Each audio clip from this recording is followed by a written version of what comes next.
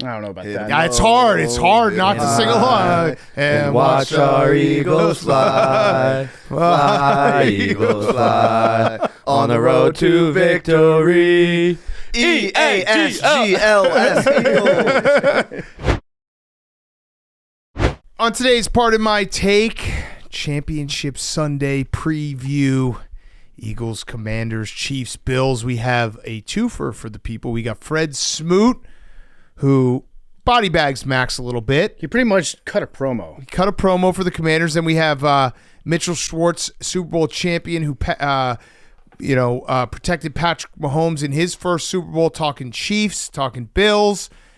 We're going to get into both games. We got Fyre Fest. We got a great Friday show before an incredible Sunday, and it's brought to you by our friends at DraftKings. Playoffs. We're talking playoffs. Get in on the action at DraftKings Sportsbook, an official sports betting partner of the NFL. Scoring touchdowns is key to winning in the NFL playoffs, and the key to you scoring big is betting on them at DraftKings, the number one place to bet touchdowns.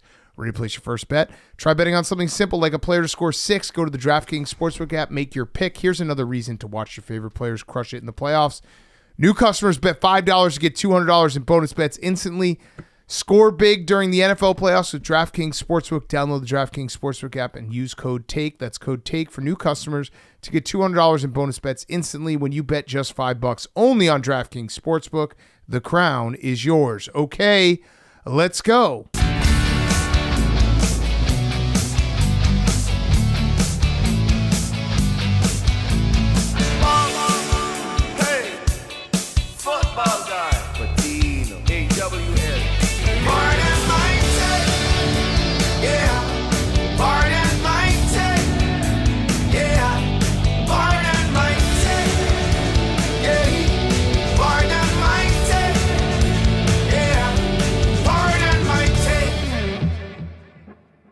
Welcome to Part of My Take, presented by DraftKings. Score big during the NFL playoffs with DraftKings Sportsbook. Download the DraftKings Sportsbook app. Use code TAKE. That's code TAKE for new customers to get $200 in bonus bets instantly when you bet just $5 only on DraftKings Sportsbook. The crown is yours. Today is Friday, January 24th.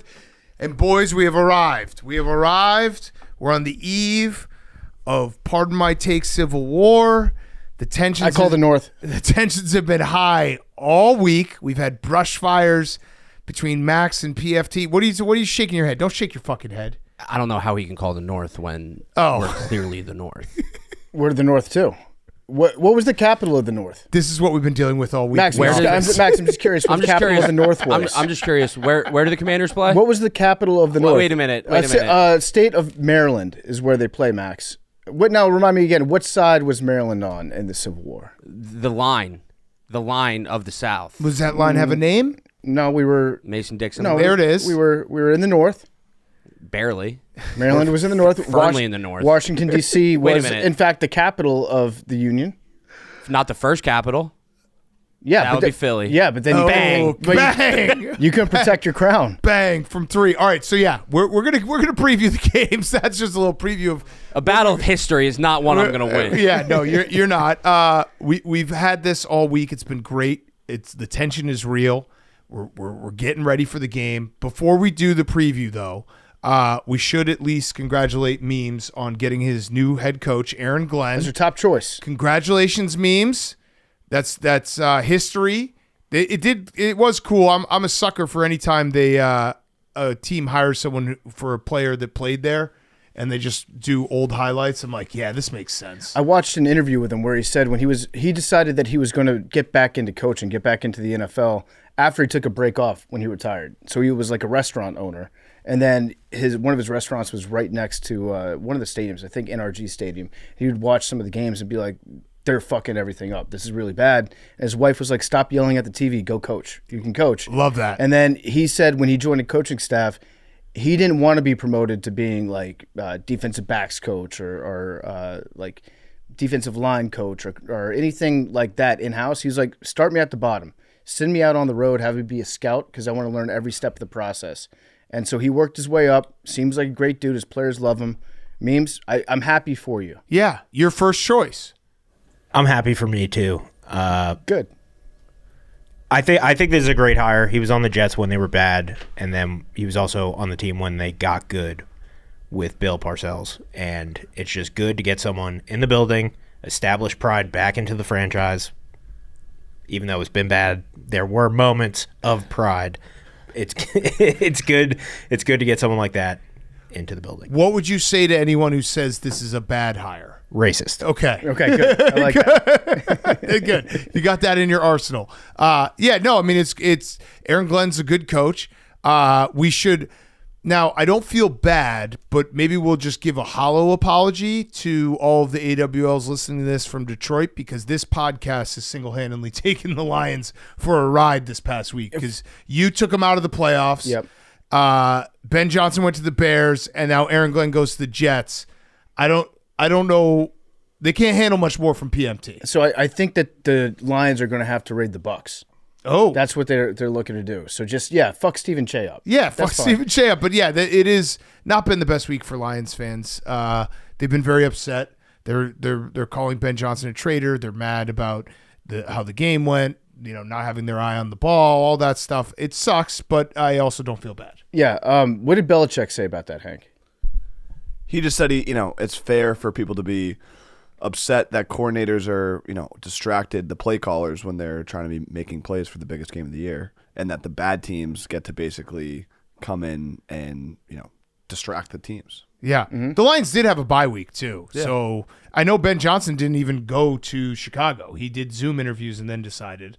So I can't imagine that was super distracting. I do like Still how sucks. Ben Johnson's picking a fight with the rest of the division too. Yeah. Saying stuff about Matt LaFleur, Kevin O'Connell. I'd say that's the best coach division in football. Well, we'll see. Ben Johnson has a lot to prove, saying 6 out of 10. Okay. Yeah. All right, He's got a lot to prove. You can't win the offseason. You got to win the season. I guess they can't go 6-10, but that.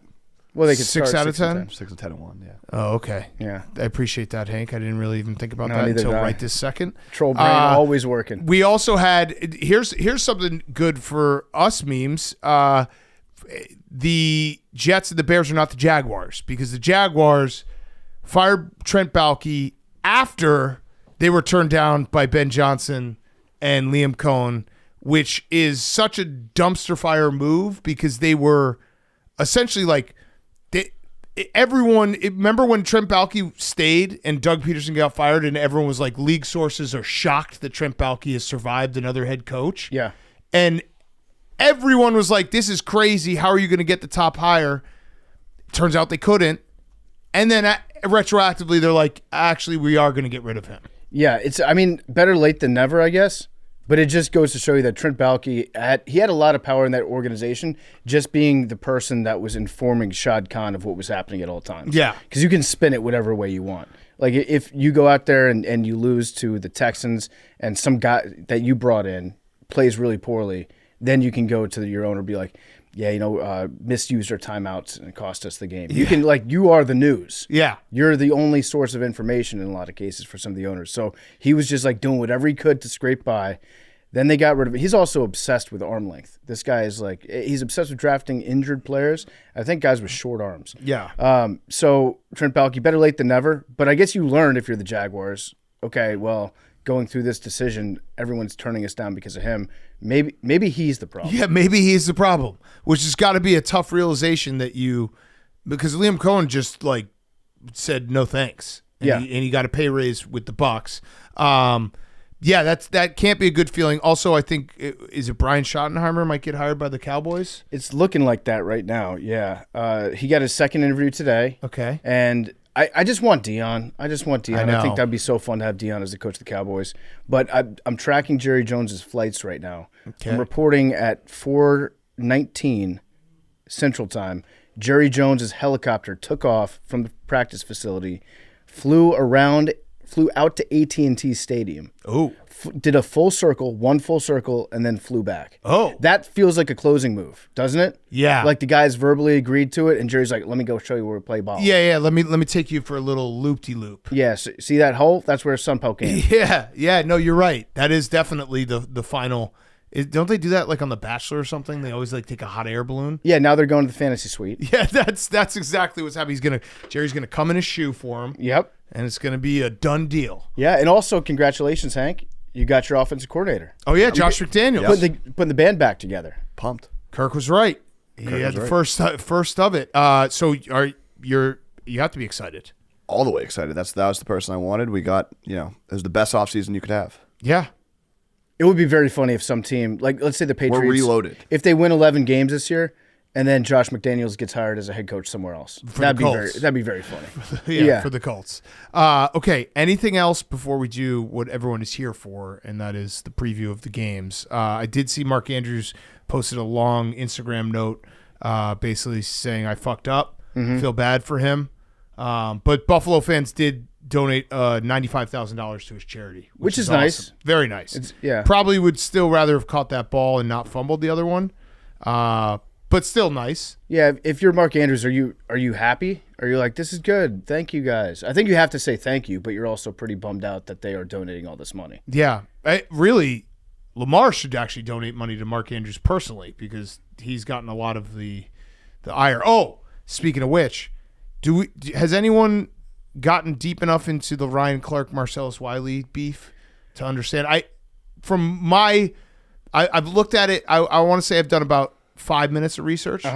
And I think Ryan Clark is in the wrong in the fact that he's basically been exposed for a massive double standard with Lamar and Josh, and Marcellus Wiley has just basically been like, dude, you have a double standard, and he's gotten very upset about it. So are you talking about the Vegas stuff? No, I don't know the Vegas stuff. That's what I'm concerned about. All right, so to set the stage, I think a lot of people are going after Ryan Clark right now because last year when the Bills lost, and that was a game that, they lost by a field goal and a missed field goal, and Stephon Diggs dropped a bunch of balls, and he basically was like, Josh Allen has to play better. He can't, it's on him, blah, blah, blah. And then this year when Lamar lost, he's like, chin up, number 8. Like, this isn't on you.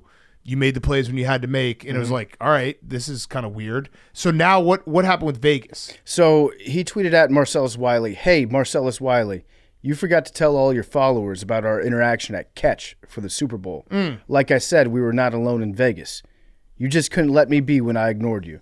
So now I'm not ignoring you anymore. Let's have this conversation man to man. And then he did a screenshot from a text message that he was having with somebody. It's been cropped so you can't see who it was. Somebody says, Marcellus chirping again? He always is. I'm just finally tired of it. And he's acting like Vegas didn't happen because he's a bitch. Oh, shit. And then the other person says, lol, I remember the interaction vividly. Lol. Oh, I know you do. You actually made it funny. Then the other guy says, lol. So there's absolutely no context. What happened in Vegas? But it sounds hilarious. Hilarious. It sounds like lols. Like this guy's actually like hysterical with laughter right now. I don't really know what's going on here, but now I want to know what happened at Catch because it sounds like Ryan Clark ignored Marcellus Wiley at Catch, and then Marcellus Wiley got up in his feelings because Ryan Clark was ignoring him. Got it. That would probably piss me off too. Yeah, and listen, we're biased on this show. We have biases. We just are pretty transparent about them. We like Josh Allen a lot. I just feel like Ryan Clark should probably just be like, I'm maybe making this. I'm maybe not treating them the same. Yeah, you can always get off a take. Yeah, like you can always just be like, hey, I like Lamar a lot more than Josh. Yeah, you could say this that. is why I'm going to treat it differently. You could say that, or you could say I was wrong about Josh. Yeah. And that's okay too. Yeah. I think what he's opting to do is just wait until he's right again about Josh. Right. And then he'll be like, see, I was right about Josh. Yeah, how he reacts on Monday. Although I think what he's going to do, because he posted also like something on Inside the NFL praising Josh. So I think if the Bills lose on Sunday, he's going to go on Get Up and be like, it wasn't on Josh. But here's try to pave over that.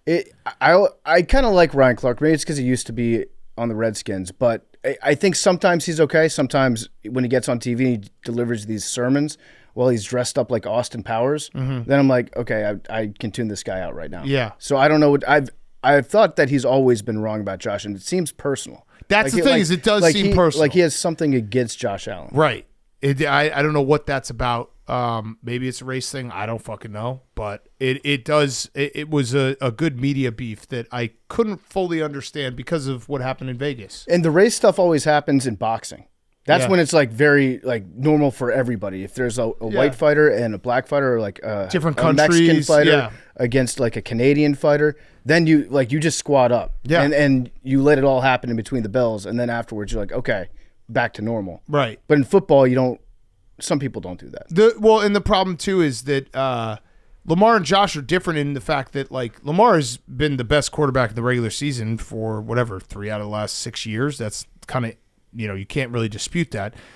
Josh's losses in the playoffs have been in large part not because he's not played to his level. Lamar has had games where he's not played to his level. The thing about quarterbacks is 50% of them suck, depending on what just happened. Mm-hmm. So if you lose, you're like, that guy sucks. That guy sucks. And that guy will never be good again. He's the best, and that guy sucks. Yeah. It's really whoever's winning the game at the time. Yeah. And then the other guy, you're like, what are you doing? It's quarter by quarter. How could you throw that? How could you drop the ball when you got sacked, Lamar? How could you possibly throw that? My thing about Lamar is, does he know it's the playoffs? He might not. I wouldn't have thrown that. No. I'd protect the football. Thing about me, I don't have arm strength to throw that interception. To me, the football is sacred. Mm-hmm. The whole franchise. I would limit turnovers. In your hands. Okay, let's get to the weekend preview. It's presented by Dove Men's. As you prepare to host game day celebrations, what are some possible whole body odor related issues you may encounter that make you less confident in your hosting studios? Are you afraid to take off your shoes when you enter your friend's house? That can happen. Getting nervous your team is down at halftime? Maybe you start smelling bad, sweating?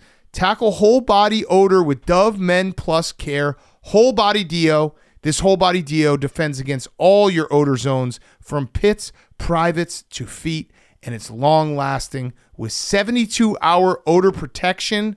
Find Dove Men Whole Body Deo at Walmart today. Make sure you're smelling good, especially when the games heat up, because it's gonna be heating up this weekend. So go get Dove Men Whole Body Deo at Walmart today. All right, boys. First game. NFC Championship game. Philadelphia Eagles are 6-point favorites. Over-under is 47.5. I feel like I just need to be like, go ahead, both of you. Just fight. Well, Max said something very interesting before we started taping, which was he just wants to fast forward and get to the end of the game when there's zeros on the clock. Oh. He doesn't even want to watch the game. Me personally, I wouldn't mind fast forwarding to maybe like 30 minutes before kickoff, see some of the pageantry, the flyover, everything. But Max just wants to be at the end of the game when it's all over. So I don't know if Max likes watching ball. Like for Max? me, the thing about me is I can't wait for kickoff. You love ball. Yeah, kickoff that's my time, baby. Max? I don't care about that. I'm stressed out. I'm done with being stressed. I'm excited for this game. I'm excited for this game. I'm also excited for this game to be over. I'm confident that the Eagles are going to win. But it's taking a toll on me. So my analysis for this game is very dumb.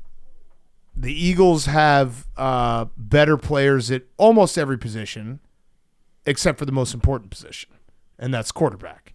And I keep coming back to, like, I think the Eagles' defense is better than what Jaden Daniels has played in the last 2 playoff games. I think the Eagles' offense, not better than the Lions, but Saquon Barkley is out of control right now, and they're going to be able to run the ball. I just keep going back to the fact that if the Commanders have the ball at the end of the game, Jaden Daniels is going to do something special, and we're going to have maximum pain for Max. I mean, I hope that's how it works out. I think the Eagles are a really, really fucking good team. Do you really agree with good. my assessment that they are probably better at almost every position except for quarterback? What about running back? Yeah, probably. I'll give you the nod at running back. I'll give you the nod at left tackle, right tackle as well. Terry McLaurin's playing better than A.J. Brown right now. Yeah, I'd say Terry McLaurin better than A.J. Brown at the moment. Mm-hmm. On defense, yeah, maybe. I mean, if you look at Lattimore, how he played last week, if you look at how Sanders still played last week, they both played excellent. Max? Really good ball last week.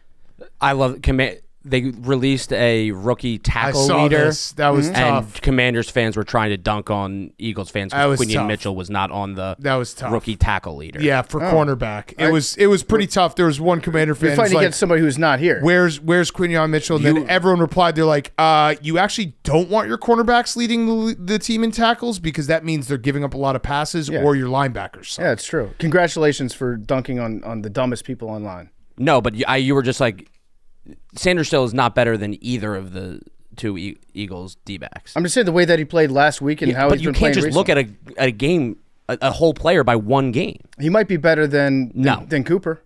Cooper DeJean. Number one, he's not. Cooper DeJean was nominated for Defensive Rookie of the Year. Okay. Sanders still was not. Okay. Point Max. I said he might be. Okay. Okay. Jalen Hurts might be better than Jaden Daniels. Disagree. What is Jalen Hurts' status? He's good. Nah, Good. he's good. Good. Because I think that's really what I mean. They're not just- to oversimplify the game, but it really like if Jalen Hurts is banged up and doesn't have the mobility that he needs to have, it's gonna be a way different game. I have a question about the end of game thing. Yeah. Yeah. Also, Would you have said that same thing about Matt Stafford last week? In the snowy conditions, no. I mean, he couldn't hold on to the ball. That's incorrect. He did it the drive before. I understand, and then he did it up until that drive until the Eagles made the big plays to win the game. I would say Jaden Daniels playing better right now than Matthew Stafford. I mean, you talk all the time about how good Matthew Stafford is. I know he's and a how- Hall of Famer, but he and he's wasn't. one of He the best wasn't fourth playing good. quarterbacks He wasn't ever. playing good the last 2 months. I would feel more confident with Jaden Daniels having the ball in his hand at the end of the fourth quarter, right now, than Matthew Stafford. But right it's the now, Eagles defense. I understand. I agree. Yeah, You asked me a question. I'm giving you my answer. Yeah, Listen- I just think that I don't know if that answer. I'll say I agree with that. I'll say confidently with the exception of quarterback and punter, I think the Eagles have the better roster. Yes, I would probably agree with that across Kicker. the board. Punter. you have the better kicker No, we have the better punter. Tress Way is a fucking legend. and kicker. Yeah, Jake Elliott's a problem. That Well, also makes That I am giving you an extra player there. That Okay. wasn't a. He did. Well, You were getting no, angry. no. I was giving. No, Max, I actually have a stat about Jake Elliott because this is kind of crazy. In the postseason, Jake Elliott is 22 for 22 on field goals. In the postseason, Jake Elliott is 25 for 30 on extra points. Jake Elliott is the most accurate kicker in NFL history in the postseason on field goals. He is the least accurate kicker in the NFL in history in the playoffs on extra points. But he's also 4-0 when he misses an extra point. That's also true. True. That's a a good stat. point. Remember that stat I gave you? But isn't that That's a crazy stat. that he's the best of all time at field goals and the worst of all time at extra points in the playoffs? No, that is crazy. But So I I think- think that right now his Field goals head are worth is more. fucked. Field goals are worth more. The voice you just heard there was Philly Hank. We need to address this. Hank is wearing an Eagles shirt. Hank is, I believe, going for the Eagles, but he is so far inside Max's head that Max doesn't believe him. I think And Max also, Hank, I don't know if everyone in this room knows this, but Hank is texting Max at 10 p.m. every night this week, just birds. I think he has an alarm on his phone at 10 o'clock to text Max birds. Yeah, it's bird It's out. been every day this week at 10 p.m. He texts me birds. No, I've explained my stance. I'm financially backing the Birds. I had these futures in from before the playoffs. I didn't know they were going to go against the Commanders. That might have changed things, but when you have futures at this level, and it's such a big game, all I've been thinking about this week are the Birds. You've always been a And Philly they're guy. gonna run. I know it's fun, and we're talking about it. It's a fun little rivalry. It's not gonna be close. Max is It's getting not gonna upset be about close. this. He's getting upset about this. Jane Daniels is a rookie. The slipper's gonna come off. He's gonna turn back into a pumpkin. 3 interceptions. Oh, he turned his mic off. Turn it back on. It's sad because Hank really can't win. When he's going against Philly, you hate the guy's guts. When he finally, does the Bloods and the Crips tying the handkerchief together, you're like, I turn this guy's mic off. Don't let him talk. Wait, so you think Jaden Daniels would turn into a pumpkin? Mm-hmm. The Eagles defense is so much. The Lions. Stop! Please the stop! Lions were playing with Please corners. stop! I'm asking you to stop. The Lions were playing with XFL You players. sound like me with my kids right now, Max. It was like, please stop. Please just stop doing that. I'm asking you nicely. You want to know an interesting stat about Jalen Hurts? About his playoff record? So he's 4-3 in the playoffs all time. Mm-hmm. And when he throws for less than 155 yards, he's won all 4 games. Yeah, that was the stat I gave Max on Yeah. Sunday. And when he throws for over 155, they lose all those. Yeah, the key to the Eagles winning is Jalen Hurts throwing for 125 and Jake Elliott missing 2 extra points. So his injury doesn't even matter. It That's doesn't the matter. key. All right, can I say what something that I've noticed this week? Okay. Birds. I would like to read a tweet. I would like to pull it up, and I will be doing so right now. Okay. Here we go. This is from Ben Standig. Uh-huh. He is a beat reporter for the Washington Commanders. Okay. The Commanders are practicing in the bubble with the Eagles' Eagles Fly song pumped in during the practice. Mm-hmm. Are you aware of what that song is to the Eagles? Yeah, it's your touchdown song. They played the song during their entire practice. Are they just preparing to let up a ton of points? I think they're just preparing to be annoyed. But that means if they're going to be annoyed by the song, that means the Eagles are scoring. They're creating. You shouldn't be listening to that song at all. You're That's an creating the interesting most song choice. hostile environment possible for yourself by playing And the you Eagles know, score song. and there was probably a couple guys in practice that were singing along by accident. I don't know about that. Yeah, it's hard. It's hard not to sing along. And watch our Eagles fly, Fly, Eagles, fly on the road to victory. EASGLS Eagles. Yeah, do we have a statement on? Was it the mayor? Yeah, thank God she said that before the Rams game. They're 1-0 after that chant. Okay, so she what was it? ELGSES. Yeah, it was even close. I love it when mayors try to talk sports. Yeah. They're just robots. Did you also see the Washington Commander defensive coordinator Joe Witt said that they're going to try to hit Jalen Hurts like a running back? Yeah, it's good defense. When he's running with the football, hit him like a running back. I got no problem with that. Yeah, no, I mean, I kind of like it that he's telegraphing it too. Yeah, sure. Goes both ways. Your both running ways. back also likes to run like a. Your quarterback also likes to run like a running back. So Yeah, but we also agreed to turn injuries off. I mean, I don't know if your defensive coordinator agreed to that. No, we agree. What happened? Max. What I mean, it makes you wonder about these questionable Frankie Louvu hits the past couple months. Makes you wonder what's going on. What's going on? In that, are you claiming there's a bounty gate going on? I'm not saying it. Just it raises a question. Okay, so because he hit Jared Goff, that Correct. one, and then what else? Jake Ferguson. I mean, Do you want to look at the Jake Ferguson one? should we look at the Jake Ferguson one? I got my Windhorse fingers up. I have not seen the Jake Ferguson one. Sorry that we play Hank? physical football. And you know what? People in Philly would never celebrate an opponent getting injured. That's a good point, PFT. Yeah, let's keep doing You just references. Why You was just the pulled up first the thing JFK JFK getting dome shot? I was like, I don't think that was Frankie Louvu. But if that happened to Pat Mahomes, they'd suspend him from the league. Oh man! All right, this is the Jake Ferguson getting hit. Nope, haven't found it yet. Okay. All right. Good job producing. Well, I mean, you brought this up. No, I didn't. you brought up Jake Ferguson. You brought up the defensive coordinator. Yeah, I thing. brought up Joe Witt. I didn't have like a memory bank of every bad hit Frankie Louvu's had in the listen, last I 2 did. months. That's Oos. Put some respect on Frankie Louvu's name. I don't know if you can. You're I'm gonna gonna find it. Yeah. I don't know if you're gonna find it.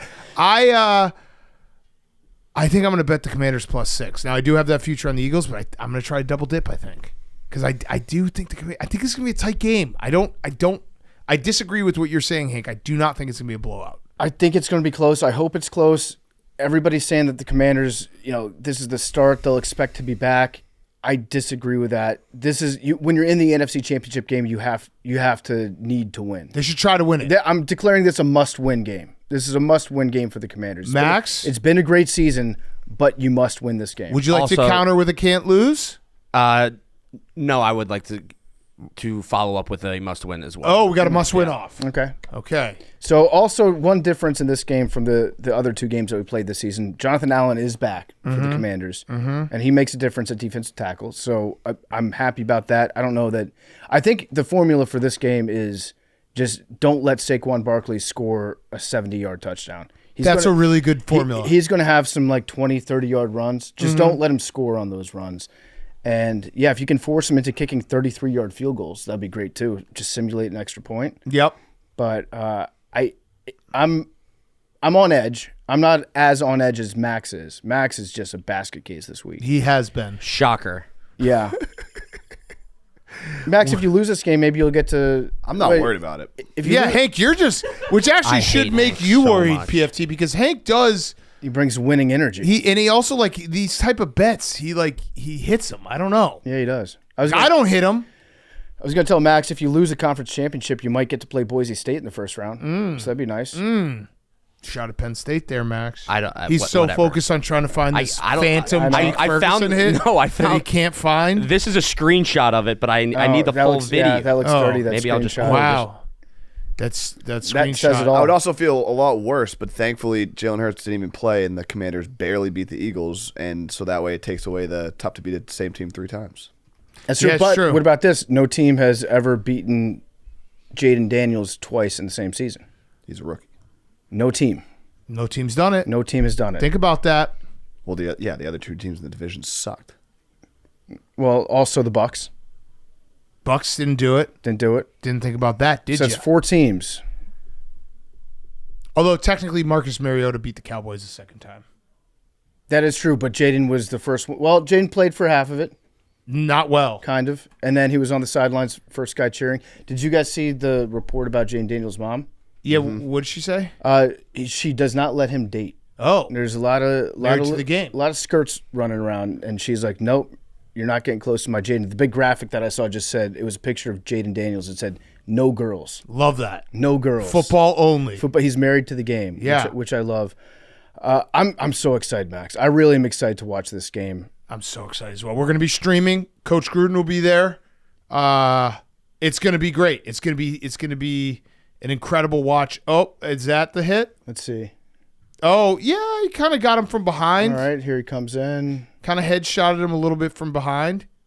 I mean, He's getting Yeah, he thrown, did. He went helmet to helmet. He's getting thrown down, and then he comes in to make a tackle. I don't really know what point you were trying to make. that he's Oh, the that they have defensive Bounty Gate. coordinator Yeah, they have is Bounty Gate. trying to get injured Right. people. Okay, All right, it's a physical. We'll man. put a pin in the Bounty Gate. Max was the first to report it. Potential Bounty Gate on the Commanders. Yep. Have you guys decided on a bet?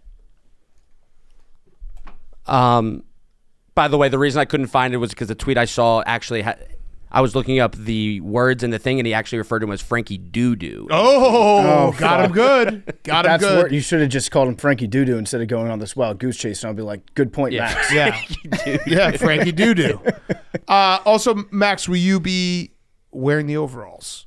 Yes, I will be wearing the overalls underneath my sweatshirt. Okay. Mm-hmm. Okay. Same outfit for all plays -1 of the Rams game. I will not be giving you use of my phone in this game because I'm gonna let it play out on the field. So Okay. you don't have any superstitions with my phone, which was powerful against the Rams.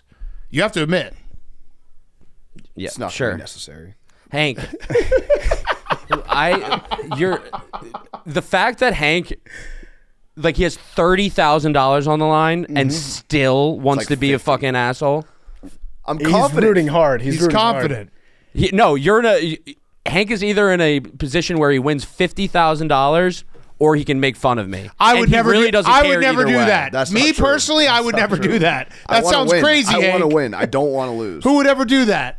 I'm glad that Hank is so confident because we'll get to our interview with Fred Smoot, who basically just you cannot lay a jinx on thicker than Fred Smoot laid on by how confident he was in the Commanders. So I'm glad that Hank is here counterbalancing that. I appreciate that. If you did not watch a second of NFL football this year and you just listened to Fred Smoot's interview, you would think that the Commanders were the greatest team that ever was created on Yep. God's earth. Yep. It was that. All right. So wait, do we have a bet? We had talked about doing the wax. Okay. Right? Upper body wax. A torso wax, basically 40-year-old virgin wax. Okay. Yeah, 'cause if you it got was- a lot to give, Max. Yeah. I got a decent amount of hair on this chest, and we talked about the Brazilian. But if you're doing Brazilian, then you have to like actually go to a waxing person, like take all your underwear off, and be like, "Hey, can you wax my ball?" And then that's just weird. Yeah. And then also somebody would be filming that. I also like we were talking about it the other day. I know people want to see a bet, and I think this would be good because we'll make it a PMTV. Like, you guys have so much at stake. Yeah, there's a lot. It's so much at stake. No bet can change how you feel about this game.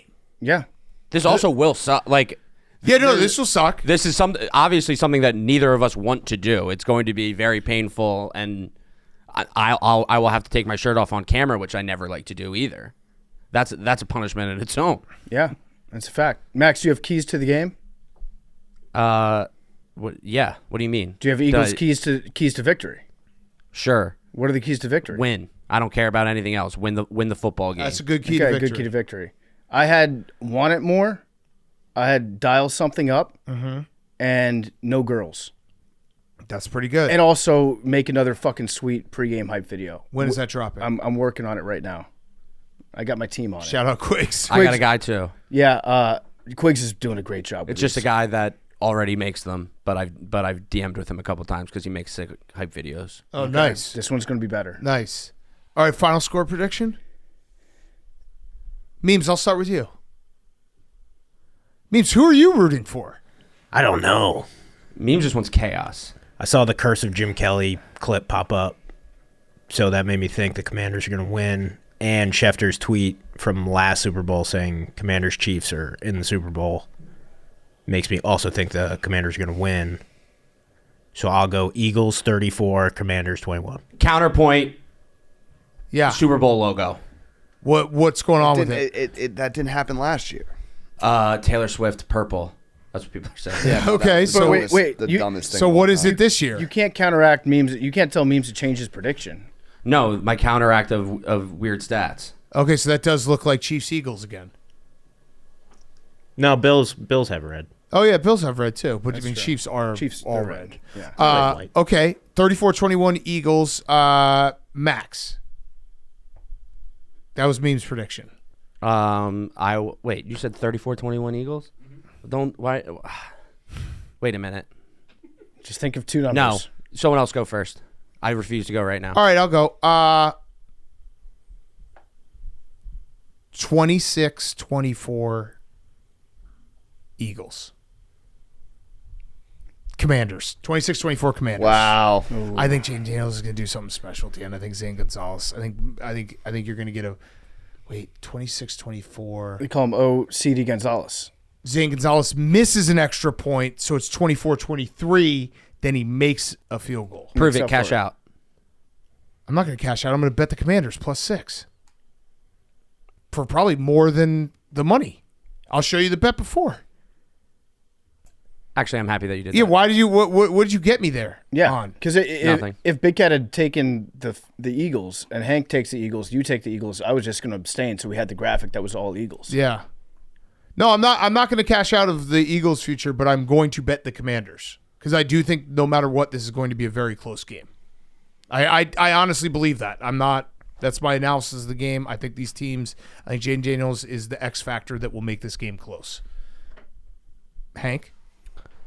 42-13 Eagles. Wow. Confident. Bird game. Wow. Confident. Slaughter. So I shouldn't take Commanders +6. No, we're looking at pick sixes. Womp it. We're looking at 250 Saquon. I don't know why you do this to me. Like, Believe in you. Yeah, he's being a good friend. He's supportive. I'm going to go Commanders 30, Birds 25. Okay. Max. 28-24 Eagles. So you're telling me I should bet Commanders? Yeah. He said, good pick, Big Cat. Yeah. Yeah, I don't care about the spread. Yeah, I But know. No, you picked them to win. I can't get it out of my head that something's happening. And that when J.D. Daniels gets the ball at the end of a game, something happens. The only thing is too many people are saying Team of Destiny. Too many people are saying I actually it. have not said Team of Destiny. I know, but I've said it. I've heard it. I've heard it a lot. I just think something's happening where it's It's like, not Destiny. It hasn't happened yet. You got to go out there and you got to earn it. And this is going to be a very hard game, very, very hard environment against a great team. What's the weather? And I also think in all these scenarios, what is the path of maximum what do the sickos want the most, and what is the path of maximum destruction? And it's Commanders beating the Eagles, and then the Chiefs absolutely butt fucking the Commanders. That's what it is. Yeah, that's just pain all around. That's pain every which way, and everyone's unhappy and everyone's pissed off. That's what's going to happen. What? Never mind. What? Never mind. What? Say it. We're on a podcast. I mean, it just no matter what, I will be. The Commanders, I will not be rooting to win the Super Bowl. No matter what, I will not be a Commanders fan. Okay. I feel the If same that- about the yes, Eagles. Yeah. Okay, so All right, maybe good point. wait, new vision I just dropped. New vision. Eagles beat the Commanders, and then Josh Allen beats the Eagles, and we all celebrate, and Max is miserable. Yeah, that'd new be good. vision. That'd be good. Wow. I'm down with that. Wow. I would love- Wow. I would New love vision. for that New part to vision just happen. dropped. That'd be cool. That would be because the sickos would get their payday twice, and we would get we would become the sickos. with the AWLs. We would join the AWLs. That's the best case scenario. Turn it on Max. That's the best case scenario. Oh, the glazing that we would put on Josh Allen after Oh that my Super Bowl. God. We would be taking victory laps while Max is just completely devastated. Yep. Oh my God. Yeah, that would be win this week. Yep. Win this week. Win this week. Win this Win this week. Win this week. Everyone's got to win this week. I do have one numerology. We got into it for the Ravens. Yeah. There is some numerology for the Commanders. Mm-hmm.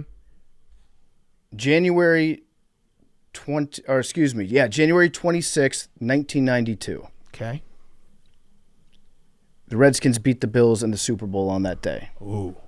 This game will be played on January 26, 2025. That was 33 years ago. Same day they beat the Bills in the Super Bowl. Okay.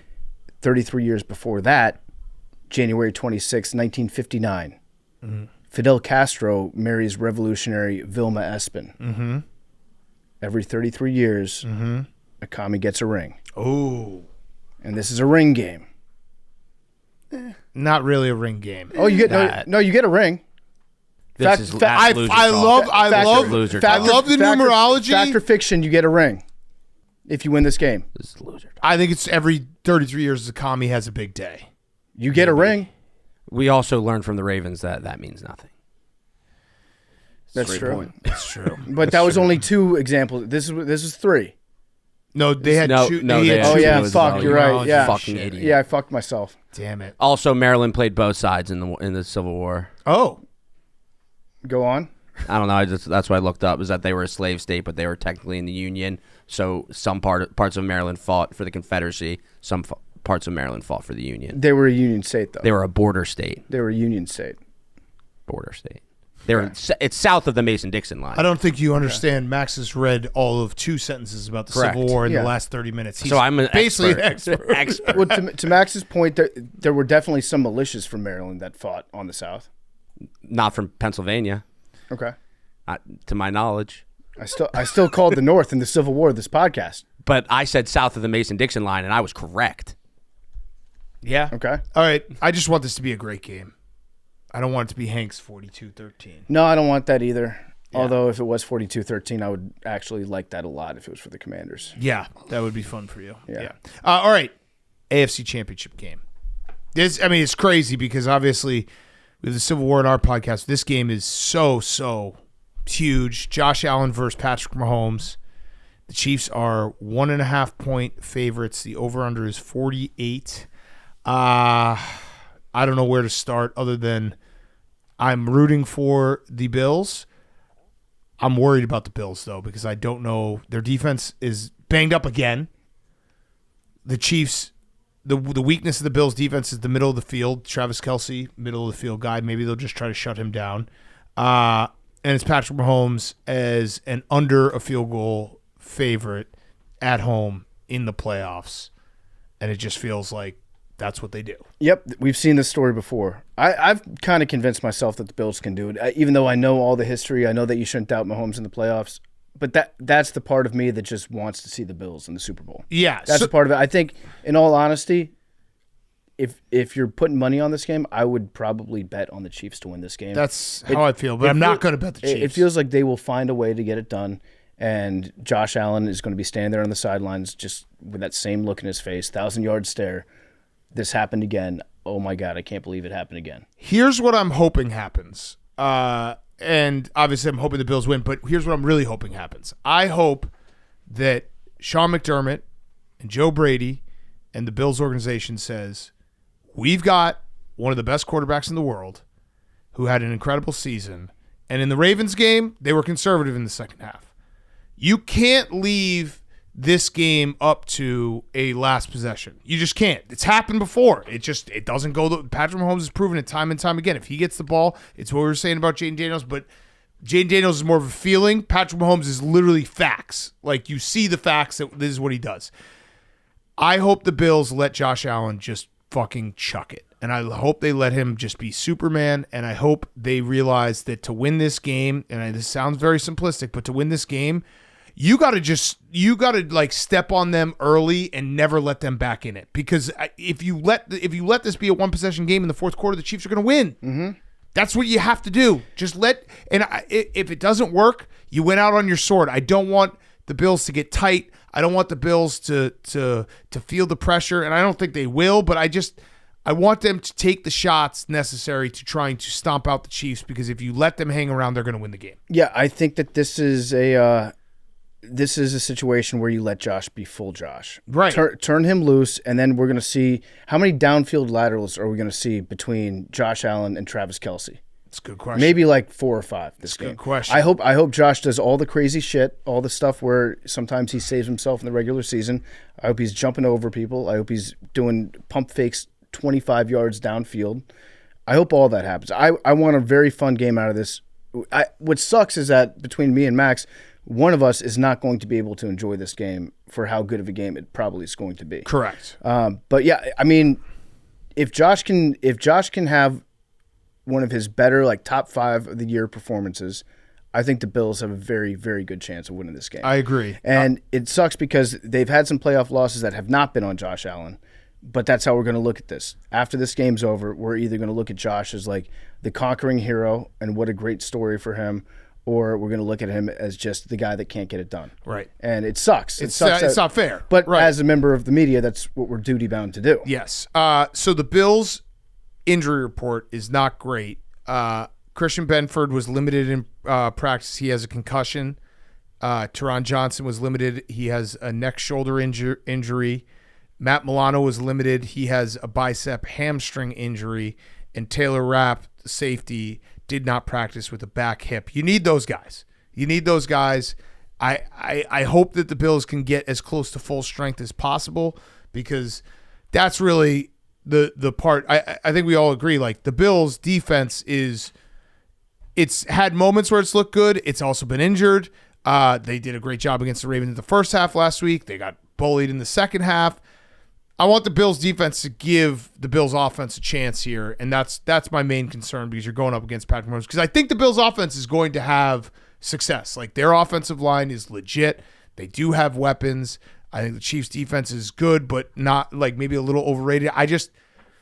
Man, come on, Josh. He's Superman. For the ref group, Clete Blakeman, let the boys play. Let the boys play. Let them play. Josh and Pat, they like to flop. They're going to try to bait you. Please let the boys play for America. Because if you throw a flag, you're probably getting the flag wrong. Yeah. Let the boys play. Hank, what do you have any thoughts on this game? Are you going to bet this game? It's going to depend on the result of the Eagles game. I'm going to bet the Bills, though, I guess, either way. But if the Eagles win, I'm in a hedge spot with the Chiefs, so I'll probably just bet the over and just pray for the Bills. Pray for the Bills. Yeah. One crazy thing to keep in mind for the Bills. For the AFC, this is how dominant Mahomes and Brady and Peyton Manning and Ben Roethlisberger have been. Only 7 quarterbacks have started at quarterback for the AFC since 2001 in the Super Bowl. Only 7 guys. Mm-hmm. And in the NFC, in that same time span, there have only been 2 repeat quarterbacks. It's crazy. So I think that's 22 quarterbacks versus 7. Yeah. And I mean, Mahomes he's a Hall of Fame. If he retired tomorrow, he's a Hall of Famer. Yeah. And he should retire, you're saying. It's funny because Hank you're fighting a 3-front war against the Chiefs as a Patriots fan. You're fighting the Andy Reid Belichick. Yep. You're fighting the Tom Brady, Patrick Mahomes, and you're fighting the Kelsey Gronk battle. Kelsey Gronk. Which one would you say that you're winning in right now? We're winning in the – oh, there goes some dove. We're winning in the – we're winning in all 3, but we don't have time. Like, we're done. Mm-hmm. They have time on their side. A loss in this game would be huge for all 3 fronts. I don't think the Gronk one. I think Gronk is the greatest of all time, no matter what. But. And the Bills Mafia being in New Orleans would be quite something. I've already received word that if it happens, Ed and Alicia will be coming down with a truck, which will be incredible. I just think the Chiefs, man, at home, Sister City sang. Mahomes. I got to find the stat. Let me find. Yeah, the stat. that's right. It's snowing in New Orleans. That means that winter's coming. I'm gonna find the Mahomes. There's no stat. snow in Kansas City ever. There is no, never. Yeah. It's never snowed. I think we have good weather for both, right? It's gonna be like 40 in Philly, I think. That's what the early report is. That's beautiful. Yep. That's beautiful. And then what about the, I already have it up. 43 and cloudy in Philly. The other game doesn't exist to me. I'm kind of the same way, Max. When I was prepping for this show, I was like, I need to focus. This is the biggest game of my life. Okay, here it is. Same. Patrick Mahomes. Patrick Mahomes is 15-2 straight up in home or neutral site games in January or February. The only losses to Joe Burrow and Tom Brady. And in the playoffs, Patrick Mahomes is 7-0 straight up and against the spread when either listed as an underdog or a favorite of less than a field goal, covering the spread by 5.9 points per game. Josh deserves this. Yeah, I mean, I know Chiefs fans are gonna be mad because, like, but I mean, Fuck listen, Chiefs fans. you've had just let Josh go to a Super Bowl. Yeah, but Hank, you know how it is. If you're a fan of a dynasty, it becomes you against the world, and now you're defending the wall. Yeah. That's what you're doing. That's the only thing that you can do. Yeah. You're it's laughing fair. at people that are blaming the refs. You're laughing at everybody in the media that says something bad about you or something that's perceived to be bad about you. I also saw a stat from our friend Jay Kuda, who does the best stats. Follow him on Twitter. I believe it was the Chiefs and the Bills have played 10 games over the last 10 years. Both have 5 wins. Both have 5 losses. Both have 251 points for. Both have 251 points against. So, unfortunately for the Bills, all their losses have come in the playoffs pretty much. Mm-hmm. Keep beating them in the regular season, losing in the playoffs. But not tonight. Tonight, Friday night? No, it's the miracle. Oh. 9 times out of 10, they beat us. Yeah. Okay. Last thing before we get to our interviews. PFT and Max, you guys are going to create parlays for the people for your game. Hank, would you like to collab with one, maybe a whiteboard parlay on Championship Sunday for the late game? I would love to. 2 of us just getting together. Who could imagine? All right, so DraftKings with NFL teams playing to see who's the king of the gridiron. Get in on the playoff action and see who's the king of the end zone at DraftKings Sportsbook, an official sports betting partner in the NFL playoffs. DraftKings has been the number one place to bet touchdowns all season long, and the NFL playoffs aren't keeping them out of the end zone. They're going all in with $2 million in bonus bets up for grabs every game day during the NFL playoffs. Here's how it works. Place a $5 pregame bet on an offensive player to find the end zone, and if they have the longest rushing or receiving TD that day, they're the king of the end zone, and you win a share of $2 million in bonus bets. DraftKings Sportsbook is crowning a king of the end zone every NFL game day. Download the DraftKings Sportsbook app. Use code TAKE, that's code TAKE, to compete for a share of $2 million in bonus bets only on DraftKings. The crown is yours. Okay, what do you guys got? Real quick, the Jaguars are hiring Liam Cohen. Oh, so it was literally Trent Baalke. Yep. That's hilarious. Yep. So the beginning of the show made no sense. Yeah, so Sorry, our bad. Breaking news. I guess they sent Liam Cohen back. Liam Cohen also agreed to a deal in principle with the Bucs that would have made him the highest paid coordinator in the league. Oh, this is great. And then he left the Bucs. Memes is saying that this is incorrect. The two sides are discussing a deal that would make Liam Cohen the next head coach of the Jaguars. Wow. I think we have a reporter off right now. We have a source shit. off between Memes and Adam Schefter. No. Rappaport and Schefter. Oh, I love it. What does Rappaport say? The deal is not done with the Jaguars, but for Liam Cohen to be in the building in Jacksonville speaking with the Jaguars about their head coaching job days after agreeing to the extension, it's clear he's the favorite to be the next coach. And Schefter's confirming that he's the next head coach. Oh shit. Let's see. I gotta call Stephen Shea because he was puffing his chest out that Liam Cohen was staying. And this would be awesome if we break the news to him. Oh my God. I hope we break the news to him.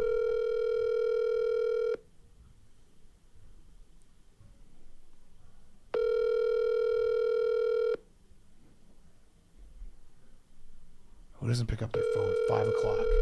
5 o'clock. The beginning of the show makes no sense now. That's okay. We podcast by the seat of our pants. Shit. What? What are you gonna say? We don't know. We don't know. It's a reporter. It's a reporter off. This. I mean, if they get Liam Cohen, like, how much did he hate Trent Baalke? A lot. Really smart by Liam Cohen to be like, I'm not going to do this job if you keep this guy here. Fire that guy. Yeah. Then we'll talk. Okay, so that might be another spot that's no longer open. So it's now down to the Cowboys, Raiders. And Saints. Yep. All I'm right. feeling like Mike McCarthy to the Saints. I do too. That feels better by the day. Yeah. Okay. Max, PFT, you guys got your parlays for us? Who wants to go first? Max, you can go first. I'll go first. Don't let him do that to you, Max. I'm going to go right off the rip. Right off the rip. Break the streak. Jalen Hurts 175+ passing yards. This is the game that he tells everyone to suck it. Lights it Wait, up but with that's- 175 Yep. yards. That means passing. the Commanders are going to lose. Wrong. I mean, the Eagles are going to lose. to win as well. But if he goes for over 155 yards, they lose. I don't care. Okay. I don't care what you say. He doesn't care what you say. All right. Is your next bet that Jake Elliott won't miss an extra point? Fucking idiot. Okay, so Jalen Hurts 175+ passing yards. A.J. Brown to score a touchdown. We've done it every week. He has to get in there once. Eagles to win, and my favorite play on the board, Jalen Carter 1+ sack. Okay. You're doing just like a streak break. Jalen Carter 1+ sack. No, not that. Just Philadelphia Eagles to win. no AJ touchdown. I mean, yeah, I did two of the four. Okay. You're calling your shot. Keep that energy, Max. What's the payout? Right now it's 9-1, always subject to change. Okay. Okay, I'm going back to Austin Eckler receiving yards. We had it last week. That bet hit. I like it even better this week. I think that they're going to use him a lot out of the backfield. 25+ receiving yards. I've got Commanders over 23.5 team points. And then I've got Olamide Zaccheaus, 25+ receiving yards. People forgot about Zaccheaus because of the emergence of playoff Diami. We also have playoff Olamide. And this is also a revenge game for him. The Eagles didn't want him. Okay. Birds didn't want him. 25+ receiving yards.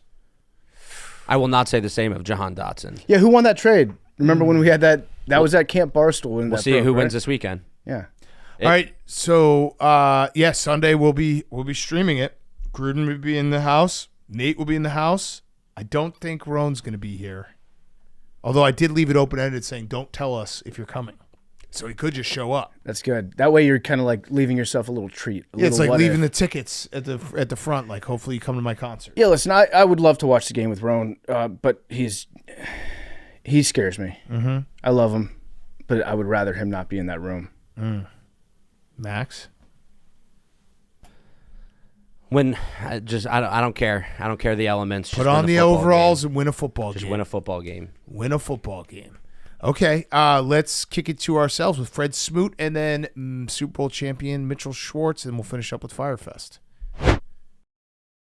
Okay, before we get to Fred Smoot, a quick word from our friends at Kevin's Natural Foods. If you haven't tried Kevin's Natural Foods, you're missing out. I had the Thai-style coconut chicken the other night, and it was so good. They've got heat and serve entrees like Thai-style coconut chicken, Korean BBQ, garlic chicken, cilantro lime chicken. They also have stir-fry kits, honey garlic chicken, General Tso's, Szechuan chicken. It is so good. If you want a delicious protein-packed meal on the table in 5 minutes, Kevin's Natural Foods heat and serve entrees are perfect. These clean, nutritious meals taste like something you'd get in a restaurant. Kevin's entrees include fully cooked beef or chicken in incredible sauces, so all you need to do is heat and eat. It's hard to believe something this tasty and healthy can be ready this fast, so skip the greasy takeout. Grab Kevin's Natural Foods instead. It's the perfect mealtime hack and is faster than takeout too. Find Kevin's in the refrigerated section at your local grocery store. Also, my kids love Kevin's Natural Foods as well. So if you're someone with kids and you're like, what do we do for dinner? What do we do for dinner? It's always a battle. Just heat these up and you're ready to go. Kevin's Natural Foods. Skip the greasy takeout and grab Kevin's Natural Foods instead. It's the perfect mealtime hack. It is faster than takeout too. Find Kevin's in the refrigerated section at your local grocery store. Okay, here he is, Fred Smoot. Okay, we now welcome on a very special guest, and for the first time we can say co-worker. It is Fred Smoot. Now, I want to just address this off the top because I saw you have so many fans in the DMV area, and they were like, don't steal Fred Smoot from us. Fred is joining Barstool on a part-time basis. He's going to be doing the Pro Football Show next year with Coach Gruden and myself, and also come to the office, mixing it up. He's still doing everything else. But it is great to call you a coworker because you're insanely talented, and it's fun to have you part of the pirate ship. But we wanted to have you on this week because the Commanders are in the NFC Championship game, and I can't believe I'm saying that. But let's start there. Are you shocked at all by this run and how the fact that they're playing on Sunday to go to the Super Bowl? Big Cat, I told you when I was visiting that this was biblical. This has already been written. Do you remember Daniel 5:17 when he has to walk into the lion's den and had to conquer those lions? I told you we had something going here that was special. Dan Quinn and his leadership, and don't forget about the fact that we got a Jedi at quarterback, Jedi 5, the ultimate force multiplier. It's changed everything, but it ain't just them. It ain't just the coaches and the players. I got to give a lot of love to this new ownership. Josh Harris and those guys, they have changed everything. They have set a standard. There's a very high standard, and I think everybody's getting to see right now that America's had a new team. We are America's new team, the nation's capital, the Washington Commanders. One thing I've loved watching about this team is that they're getting better. I don't know that we've seen their best yet, which is a crazy thing to think about. And certainly in the future, like you would like to imagine that given the cap space and everything that we got going on, we're going to be able to improve the team as it keeps going. But that said, I don't like the people that are saying like, oh, the Commanders will be a good team for the next 10 to 15 years. I've already heard that. I've heard people talking about that because we have a good quarterback. It's very, very hard to sustain excellence in the NFL. So you got to take this opportunity. Like, don't take it for granted that we're going to be back next year, the year after. Like, we're here right now. It's the Bengals. Yeah. So like, you can say window is open. That's fine. But also recognize it's very hard to get to this point, and not every team that gets here is guaranteed to get back. But what I've seen, especially from this defense, is the defense gets better almost on a weekly basis. It's gotten better consistently throughout the year. And what we saw last week with Joe Witt going up against Ben Johnson and Jared Goff and the Lions offense, I was really impressed with. So the Eagles, different animal. Taking them on is going to be a different game plan from the Lions. What do you expect our defense to do to try to slow down? Because you can't stop them, but just try to slow down Saquon Barkley. PMT, I'm going to be honest with you. I understand where everybody's coming from because we at ground zero right now. When I say ground zero, this was our quarterback's first year. This was our offensive coordinator's first year. This was Dan Quinn's first year installing his culture. So what they saying is it can only go up from here. Like, think about it. We got $80 million plus in cap room. All right, so that means we can go out here and sign the vest. We got draft capital. We're only going to put better pieces around him. And the thing about it, I think this is what Jalen has did a good job of. He's shown you how he's going to play when we had to pay him $300, $400 million, and we can't buy all the receivers. We can't have all the tight ends. He's showing you I am the ultimate force multiplier. I'm going to make everybody around me better no matter what. So I can understand why people are so excited. But when we talk about Philadelphia, the only thing I can say is different when it comes to them in Detroit. I think Detroit, especially the way that Jalen Hurts is throwing the ball right now, the Detroit Lions had another level to their offense because not only can they run the ball with that great offensive line, they could push the ball down the field with J-Mo and St. Brown. And when I look at Philadelphia, even though they got A.J. Brown and Devontae Smith, something's going on with Jalen Hurts where he's not pushing the ball down the field. Then he gets another ankle injury this week. So I'm wondering how they're going to use him. Is it one of those things where we need to crowd the box and stop Saquon Barkley and force Jalen Hurts to beat us? I'm very eager to see what Coach Witt does when it comes to that figuring that situation out because you said it. Our defensive backs played well last week. Sarah still making 2 interceptions. We got guys taking balls to the house. So it's a different defense, and I knew it was going to be a different defense from week 1 to week 18, 19, 20 right now. Yeah, they have gelled together. They have grown.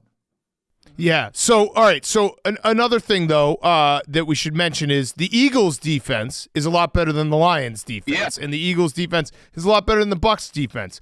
And you lose Cosme, and Jalen Carter's playing his balls off right now. Are you worried at all about the fact that the Eagles' defense, they have guys at every level? I know Nakobe Dean's out, which is a big injury, but their cornerbacks are elite. Their defensive line's elite. This feels like the step-up game for Jaden Daniels, especially with the stakes, and he's playing against a defense that is, I think we all agree, better than the previous two defenses he played. Hands down, one of the best defenses in football. You're right. They got Jalen Doomsday Carter at the defensive line. They got Sweat coming off the edge. They got linebackers. They got defensive big backs. But I don't know how healthy Quinyon Mitchell is, one of the best rookie cornerbacks to come out in a long time. They do have that team. But don't forget, guys, we played this team twice. Last time Jaden Daniels played this team, he threw for 5 touchdowns against this vaunted defensive backfield when they was fully healthy. And then you go to the first game. I always tell people, everybody's talking about the game that we won. I'm more impressed with the game that we lost because that game was in Philadelphia and we turned the ball over a ton and still was at the end of that game. So when we're playing against an in-divisional foe and you're playing them for the third time, everything kind of that comes together at that point. And it's like fighting your little brother or your big brother. I know all of your moves. Now it's all about who can withstand and who can play 4 quarters and who's not going to make mistakes. And my quarterback doesn't turn the ball over. Jalen Hurts turns the ball over. He's the key to this game. Jalen Hurts is the key to this game. Yeah. Yeah, I would agree with that. I am scared of Saquon Barkley, though, because it seems like every Saquon Barkley. I couldn't sleep last night because of Saquon Barkley. Nightmare. Yeah, he is keeping me up at night. Literally last night I was up until like 2 a.m. watching film of Saquon Barkley, just being scared of him. No, so I don't think you can stop him. Let me give you a fact right quick. He has those 4 long runs against us. You take those 4 long runs out, and he's averaging 3.2 yards a carry against us. So we found a way to bottle him up. Like that first game, he broke those runs in the fourth quarter. Joe Witt has found a way to bottle him up, but can we consistently do it and not let him come with the back-breaking run that he's done week in and week out? The guy's special. Yeah, I was just going to say, I think the key to limiting Saquon is to make sure that when he does break one out, because he's going to break a few off. Yeah, he is. Just don't let him score. Mm-hmm. Like if you give up 30 yards to him, have your safety make a big tackle. Have your cornerbacks ready to hit.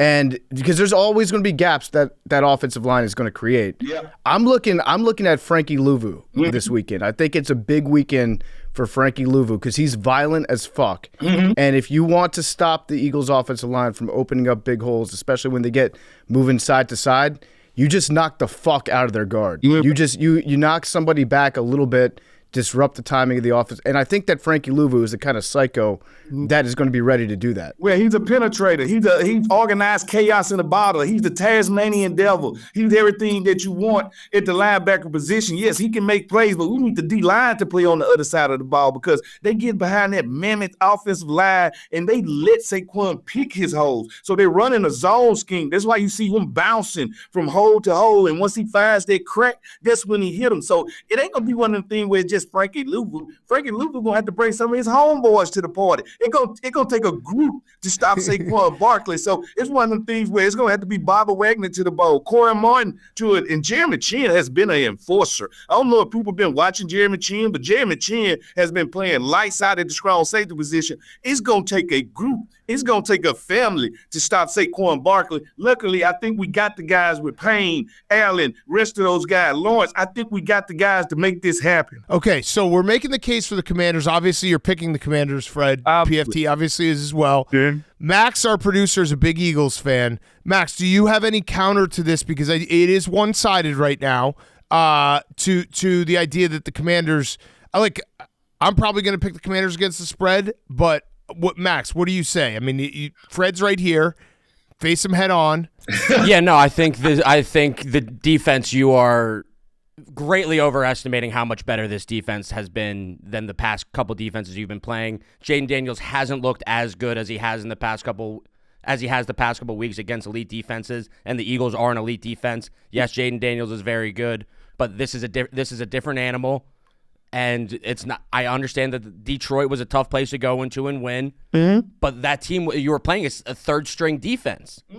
This isn't the same. This isn't the same team. You know what? I love the fact that you got your version and I got the truth. Now, let me give you a couple of facts when it comes to the truth. All right? We've already beaten y'all. We let you off the hook when we was in Philadelphia. And let's be honest. When we played in Detroit, we could go position for position, comparing our offensive, and they got better players than us at every position besides one. That's quarterback. All right, my quarterback is better than yours. That's what I told him against Jared Goff. Well, guess what I'm going to say against the Philadelphia Eagles? My quarterback is better than yours. So at the end of the day, the quarterback position sometimes defines that. And don't forget, I know you like to forget. You say he had been praying so well. We threw 5 touchdowns against you when we beat you on a walk-off touchdown the last time we played you. So this is all I'm going to say. My mom always told me the truth hurt just a little bit more than a lie. But if you want me to lie to you, I'll make it sound fly to you. All right, there's another fact that if you want to talk about facts, you said that the Eagles had a completely healthy secondary, but C.J. Gardner-Johnson got kicked out of that game for talking shit. Was he healthy? He got everything he deserved. Yep, coming from you. Yeah. Talking shit. Everyone should get kicked out of the game for talking a little shit. It happens when you go across the line. Like, the one thing about it is our team doesn't hurt itself in that type of way. Our team plays with discipline. It's a difference between a Dan Quinn coach team and a Sirianni coach team. Because your guy punched him in the face. No. The one thing, y'all got guys on the sideline reading the Bible. We don't do that over here. We don't do that in Washington. We'll see. Jalen Carter, it's going to be a tough day with a backup going against Jalen Carter. Actually, it's not a backup. We got Taylor Biotish at center. And I don't know if we can introduce you to him because he's dominated everybody from Dexter Lawrence and anybody else he's played. We're going to be fine. Next man up mentality. At this point of the year, everybody got people hurt. Philadelphia got people hurt. Will you tell us how hurt is your quarterback, the one that you got the fat head of right behind you? How hurt is he? He's not. I mean, we'll see. He's doing practice. He didn't look great at the end of last week, but a lot can change in a week. Yeah. A lot. And the last time we played y'all, right, he was out for 2 weeks after we ran into him a couple of times, Mr. Frankie Louvu. Yeah, helmet to helmet. We don't condone helmet to helmet. We player safety is paramount. All right, so Fred, I got a question for you about the mentality here because I do think this is an interesting aspect of the game, and it's not saying that like windows open or anything, but the Commanders are underdogs. It does feel like there's a lot of pressure on the Eagles because this team is their defense is young, but they got some older dudes on the offensive line. You don't know how many times you're gonna be back here.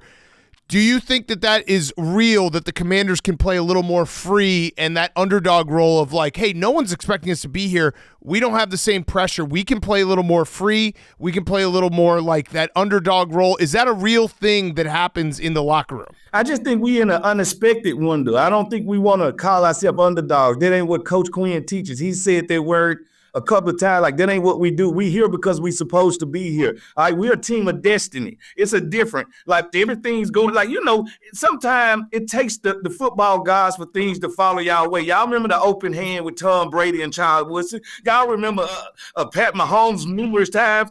Things happen in this game, and the one thing we're not doing is saying we're not supposed to be here. We're playing with house money. No, we're not playing with house money. We're a team of destiny, and the only thing is in our way is a city with a broken bell in there and a statue of a man that don't exist in Rocky. So at the end of the day, we're going to Philadelphia, and we're not going there to eat cheesesteaks. We're going there to get a victory. We're 4 quarters away from a Super Bowl. Nobody would have gave us a chance to say that at the beginning of the year. And the team that's in front of us that's trying to stop us is a team that we already beat one time and we took to the brink at home. We're not afraid of the Philadelphia Eagles. I can't wait because I really do. I'm loving this. Everybody said all year long, the NFC North was the best conference in football. Psych, it's the NFC East. Hit it with the psych. This is actually unfair what we're doing to Max right now because bringing in Fred Smoot as mouthpiece for the Commanders is like the most tilted you can get in an argument. I mean, he's also just not saying that Kenny Pickett was the quarterback in the game that he won. Well, that hasn't been mentioned once. Yeah, well, he wasn't talking about doing anything against the offense. He was talking about 5 touchdowns. But you have, I mean, that is a big piece of the game. No, he was your backup quarterback. Just like when Marcus Mariota comes in the game for us, all he do is ball. Because guess what? We took time and we picked the right guy. Y'all pick Kenny Pickett. He's nothing like your starter. Your whole offense changed when he come in the game. So I can't blame the fan base, but I can't blame the front office. Oh. But this is, you agree, PFT, like you can't argue with Fred Smoot. Like no, it's impossible. This has me thinking the Commanders are going to win by 3 touchdowns. Because you could say something, you could make a great point against him, and then he's going to come back and make a louder point that rhymes. Yeah. And then you're rhyming. I can't compete with the rhyme. I can't compete with the rhyme. Fred, I think I love the vibes. I'm a little bit. I'm backing off saying Team of Destiny just yet because I respect the Philadelphia What Eagles. stops you from saying that? Because I don't think we're playing with house money. Because I think house money means we looked up and got here. We beat legit playoff teams. We went to Tampa and beat them on the road. We went to Detroit and beat them on the road. We have beat playoff teams all year long. We beat Philadelphia. We have beat playoff teams. We have went bro to bro with Giants. All right, we have backed down from no one. All right, and like I said, long as we enter a game and my quarterback is the best quarterback on the field, we feel like we can win the game. And when we walk in Philadelphia this week, we gonna feel like our quarterback is better than yours. I'm with you. I'm with that. I love the mentality. I just don't think saying Team of Destiny is a good, because you gotta go out there and you gotta earn it. If you go into it thinking Team of Destiny, then it's like, oh, we're gonna win because we're the Team of Destiny. That's quiet self-confidence. They're saying that we're not playing with house money. Like when you say I'm here playing with house money, we snuck into the playoffs. That's a hint of we're not supposed to be here. No. When I say house money, I mean, like, I think the Commanders are very good, and I think Jaden Daniels is the best quarterback in this game. I'm saying more like this season going into it, you never expect to be in the NFC Championship game. You can play loose, you can play fast, you can play this like aggressive, this feeling of like, hey, what we've been doing, we're on this incredible run. Yep. Let's just keep being ourselves and play the way we want to play, and hopefully the other side gets a little tight here and there because their offense hasn't looked as crisp as the Commanders have. So it's not a diss. It's like house money's a great thing to have because you're just sitting there like, hey, we're going to go out and be ourselves. And I do think I said this like maybe I think it was after the Falcons game. It's like, there's something about Jaden Daniels that he makes everyone better on that team. And when he has the ball late, you just expect him to do something, and you have that faith in him that I think elevates an entire team. Big Cat, let me ask you this, Big Cat. All right, let's just say the game is 25-25. We got the ball last with 2 minutes left. Who wins the game? Yeah, you guys. I said it in the Bucs game. I turned to, I think it was Hank I was sitting next to when the Bucs kicked the field goal.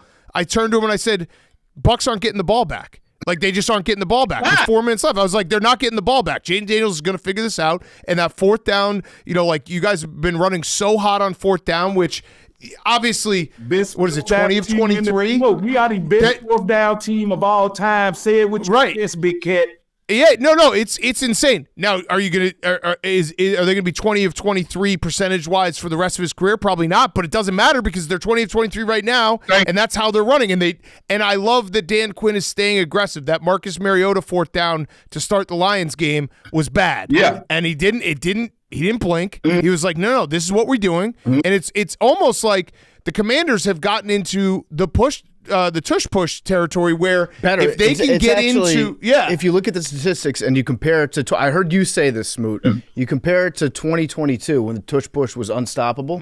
The Commanders' fourth down has been better than the tush push. Yeah, and it's that point where it's like if they can get all they have to do, it changes the whole like approach offensively because they basically are saying get us to 4th and 3. If you get us to 4th and 3, we'll convert it. And actually, we've been more dangerous because we've been doing it on 4th and 7, 4th and 8. The thing about it is the 4 best fourth down teams are the 4 teams that's left in the playoff right now. The tush push in Philadelphia, Josh Allen in Buffalo, and of course, the God's gift, the prince that was promised, Patrick Mahomes in Kansas City. They all 4 are ranked 1, 2, 3, and 4 in fourth down. I think that has a lot to do with who makes it to the Super Bowl because of that. Because you're talking about 4 teams that don't turn the ball over much. You're talking about 4 teams that can run the ball, not with just their running backs, but they can legitimately consistently running with their quarterbacks. You're talking about 4 teams that's optimistic on defense and play great special teams. So this is going to come down to the end. Both games is going to come down to the end. And if Jedi 5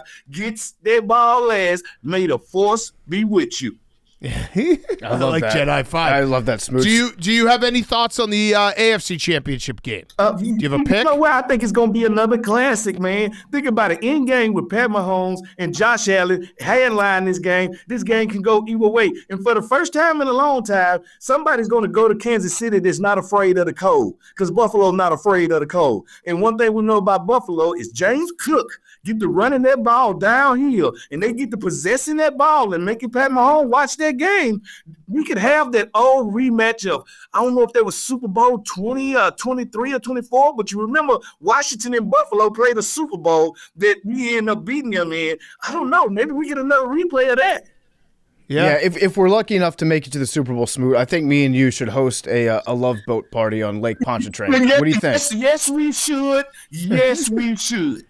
Get a boat out there, get some ladies, get some liquor out there. We'll have a good time. Nobody will tell us for pissing. We need to go there and bathe in Bourbon Street. That's what we need to do.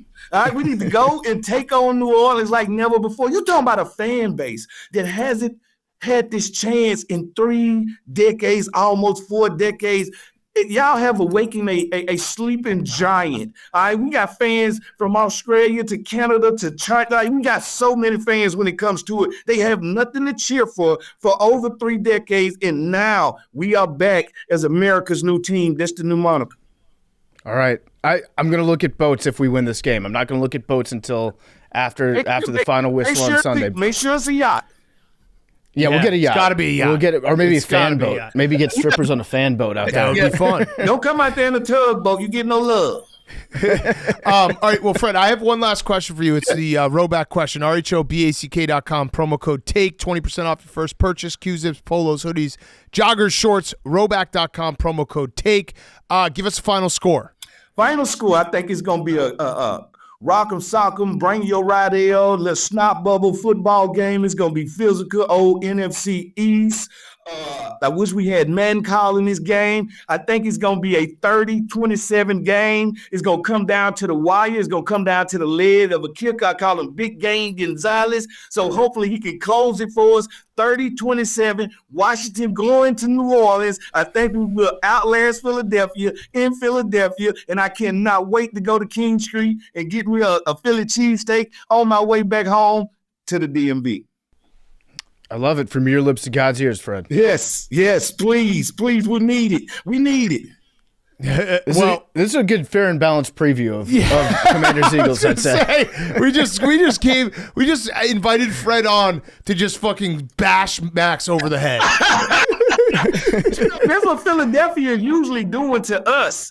And, it has got to a point where Philadelphia fan base is so hostile that our fans be afraid to just travel up 95 and go to a game. But we counteracted this because everybody got a cousin, nephew, brother, somebody with a teardrop on their eye that don't believe in following the rules. So we're going to get all them in the car, and we're heading to Philadelphia to fight back this week. Oh, man. I love it, Fred. I hope you're right. I love the confidence. I wish I could be as confident as you. I'm nervous. Because what I'm hearing, Philadelphia is still a little worried. But why? What scares you that they're in a Super Bowl window and we're not? That makes you afraid? No, I respect the hell out of their defense. And Jalen Carter is a guy that will wreck a game, and you can't really stop him for the full 60 minutes. And then Saquon Barkley might be the best offensive player in the NFL. Yep. So there's a lot to be concerned about. But that said, do you remember Sexy Dexy Lawrence from the New York Giants who dominated everybody this year? He didn't dominate us. Biotis shut him down. All right, do you remember Villa, one of the best defensive tackles in football? Biotis made him come up missing. I'm still putting him on the milk carton. But you remember all the D tackles that we faced all year, and James Carter, he's kind of included in that, him and Jordan Davis. Well, we've been there. We've done that. The only people we're afraid of is Jesus. All right, and if you ain't pulling him out, we ain't afraid. Yeah. All right. Well, Fred, I mean, I think the Commanders should be 14-point favorites if you're listening to this. I respect Big Dom, so he scares me too. But I love it. I'm confident. I think we've got a real chance at winning. And if we play our game and if we operate fast and no huddle, tire the defense out, I could see it happening. I hope you're right.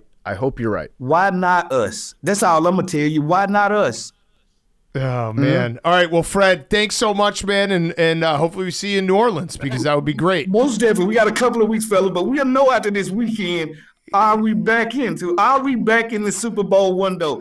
Coach Gibbs talked about it this week, and when the Joseph talks, we listen. Darryl Green been talking about it. So come on, man. The football guys are aligning for Washington right now. Right now, between the football team in Washington, the baseball team in Washington, the Capitals are number one. This is Washington District of Champions. All right, and if y'all want to come and jump on the bandwagon, you're welcome to. All right. Thank you so much, Fred. We appreciate it. And congrats on joining the pirate ship. We love having you as a coworker. Yeah, very happy. I can't wait to work with y'all guys. We're going to have some fun. Fred Smoot was brought to you by our great friends at Kevin's Natural Foods. They've got great entrees, super easy to heat up. The Kevin's Natural Foods are a perfect alternative to take out. It's just as tasty, but it's faster and it's healthier. I had the Sichuan chicken the other night. It is so good. I'm telling you, the chicken that you have from Kevin's Natural Foods, it tastes like restaurant chicken. They cook it sous vide, and then you heat it up, and it tastes like perfect chicken. It was unreal. The best fast meal that I've ever had. Kevin's Heat and Eat entrees and stir-fry kits, they're packed with protein. They're ready in under 10 minutes. They've got General Tso's chicken, honey garlic chicken, Korean barbecue. The Thai-style coconut chicken is absolutely delicious. They have paleo and keto certified options, so there's something for any lifestyle. If you're big on taste, big on convenience, Kevin's is a no-brainer. Find Kevin's Natural Foods in the refrigerated section at your local grocery store. Mitchell Schwartz is going to be brought to you by our great friends at Mountain Dew. You can add a blast of refreshing tropical lime flavor to your game day with Mountain Dew Baja Blast, one of the GOAT sodas. Mountain Dew Baja Blast is a part of my game day ritual. I like to crack one open right before kickoff, especially the halftime Mountain Dew might be even better. You recharge, you get ready, get your energy up for the second half. The Baja Blast kicks off the second half, and everything feels good. The tropical lime flavor of Mountain Dew Baja Blast is refreshing as hitting a parlay. It's refreshing as a game-winning kick that doinks in. It's refreshing as a 98-yard pick six. It's as refreshing as your team winning a playoff game. Ride the Baja wave on game day. Grab Mountain Dew Baja Blast for you and your crew whenever refreshing beverages are sold. Check it out, Mountain Dew Baja Blast, the GOAT. And now, here's Mitchell Schwartz. Okay, we now welcome on recurring guest. It's been a while, but we thought he'd be a perfect guest to come on before Championship Sunday. It is Super Bowl champion, four-time All-Pro Mitchell Schwartz from the Kansas City Chiefs and Cleveland Browns. We've got to throw out the Browns there, too. Mitch, thank you for joining us. We appreciate it. I want to do the hardest question first, if that's okay. I want to do the real hard question first, and we can do easier questions about the game after.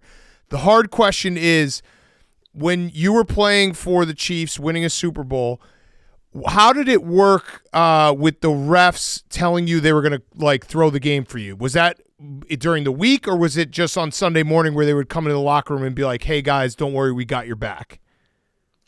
Yeah, it was Sunday before the game. They didn't want us to mess with our preparation, and then I was really thankful for that because my career ended with a second back surgery. So I just got to thank the refs for, causing me all that pain that ended up requiring another surgery because I'm so thankful to have back pain for the rest of my life. Yeah, I figured it'd be during the game, like in WWE when they whisper something into each other's ears. The ref's going to be like, I'm going to call hands to the face, act like he hit you in the face. Yeah. And then you just go out there and do that. You did a great job, but you're a great actor. Yeah.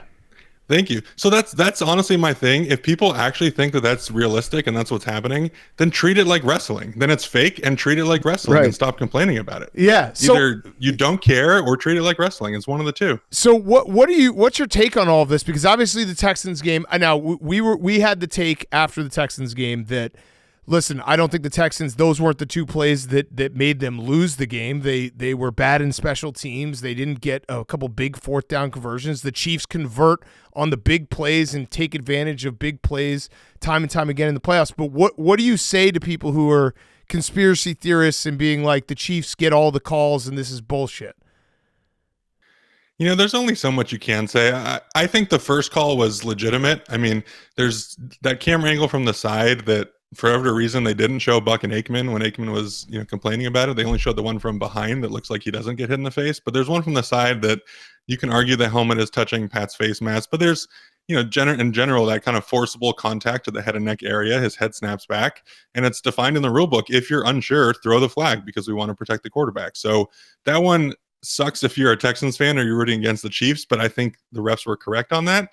The second one I disagree with. I think that it was a late slide and the guys were already committed. It wasn't the Trevor Lawrence slide that I felt like, Al-Shaair had plenty of time to pull up. I felt like Pat slid late and there probably should have been a penalty, or there shouldn't have been a penalty. Yeah. So yeah, I mean, 1 out of 2. And, I've seen people say, obviously I've got a lot of Chiefs fans in the follows in the timeline. If that penalty doesn't get called, it's 2nd and 6, right? It's not like that was the end of the drive. It's not like that was, a turnover type of play. It ends up being 2nd and 6 in a game that, to your point, Kansas City largely controlled, especially defensively. So I understand why people get frustrated when there's kind of ticky-tack calls, but I think it's just a volume thing. The Chiefs have been on TV in primetime the most of any team the last 7 years, and people like to root against you when you're having success. So, of course, there are going to be plenty of calls. We see them in every game, every single week. The refs are not as good as we want them to be. It's just we see a lot more high leverage calls with the Chiefs playing. The volume thing is something that I don't think I ever brought up, but that's a really good point. Like they are on TV the most, and they're in these big games. They've played the most playoff games in the last 6 or 7 years. So you're just going to see it, and whenever it happens for the Chiefs, everyone's like, well, it's a conspiracy theory. Right, and I'll give you a little bit of ammunition that you can use, and Chiefs fans can use this too this weekend. So the referee assignments for this weekend. Clete Blakeman is the head ref. The Kansas City Chiefs are 9-7 with Clete Blakeman as the ref since Patrick Mahomes was the starter for the Chiefs.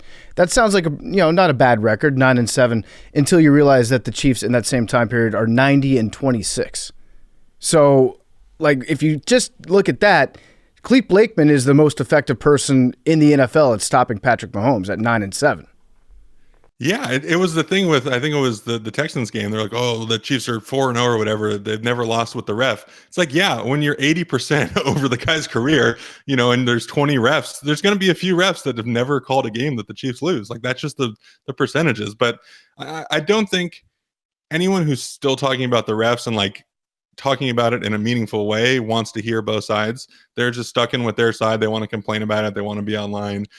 So it's not even fun to try to actually use stats. There's a lot of people out there who are compiling different things. Every single data point shows that this isn't a real thing, but people just don't want to hear it, and that's okay. Yeah, you don't have to. It's people who are blowing off steam, and they're angry because the Chiefs are really good, and there's a lot of fan bases that have been personally affected by the Chiefs that don't want the Chiefs to win anymore. So sometimes it's easier to just complain, just bitch and moan about it. It's the American way. Yeah. They have a right. Yeah. They have a right to do that. All right, so in terms of this game and the Chiefs this season, you know the game at such a high level. You watch the Chiefs. You know what that locker room is like. Andy Reid, are we in the mindset that the Chiefs have a switch that they're able to flip for the playoffs and their offense is able to hit a different level, or is it, hey, maybe this offense is not going to look great for this playoff run, but it doesn't matter because Patrick Mahomes will get you the big third downs and he'll find Travis Kelce and it will work, and all that matters is winning games? Yeah, I don't think it's a switch that gets flipped. I think there is a human element to it, that it is really hard to play a lot of football games to be the best team, and every year have every team treat your game like it's the biggest one on the calendar. In week 2 or 3, whatever it was, when Kansas City went to Atlanta, there was some thing that this was Atlanta's biggest game since 2017. It's like, okay, well, this is just another Sunday night football game for Kansas City. That's a huge difference when one team is treating it as the biggest game in the last 8 years of their franchise, and for the other team, it's just another ho-hum game. And as much as we want to discredit that human element, that's part of it. So it is hard to, match the other team's energy level every single week throughout the course of a season, let alone, over the last 5 years. I think it's been really interesting that in the media, the players that have come to the Chiefs' defense the most have been the Patriots guys, because they are the only ones that have been through something similar to this. Obviously, they had a 20-year run, but they understand how difficult that is to be the team that gets hunted year after year after year. And, it seems like they have a lot of respect for what Kansas City's done and still, putting out the records they do, winning the Super Bowl. So I think once you get to the playoffs, you're able to, from the Kansas City perspective, that sense of urgency, it's cliche and sounds dorky, but this game could be your last. Like, the sense of urgency is upped. Obviously, these guys have shown that they have an ability to raise their games in the biggest moments. And so it's not like, oh, on first and second down, we'll just kind of do whatever and, Pat will make us right. Somehow he does make most things right on third down. I still don't know exactly how that's the case, other than he does it, and he's done it since he started playing for Kansas City. But no, it's a combination. Really, that's the biggest thing I learned last year. After the Raiders game on Christmas, I was like, okay, Chiefs going to make the playoffs. It's going to be really hard to win 4 straight games against good teams and win the Super Bowl.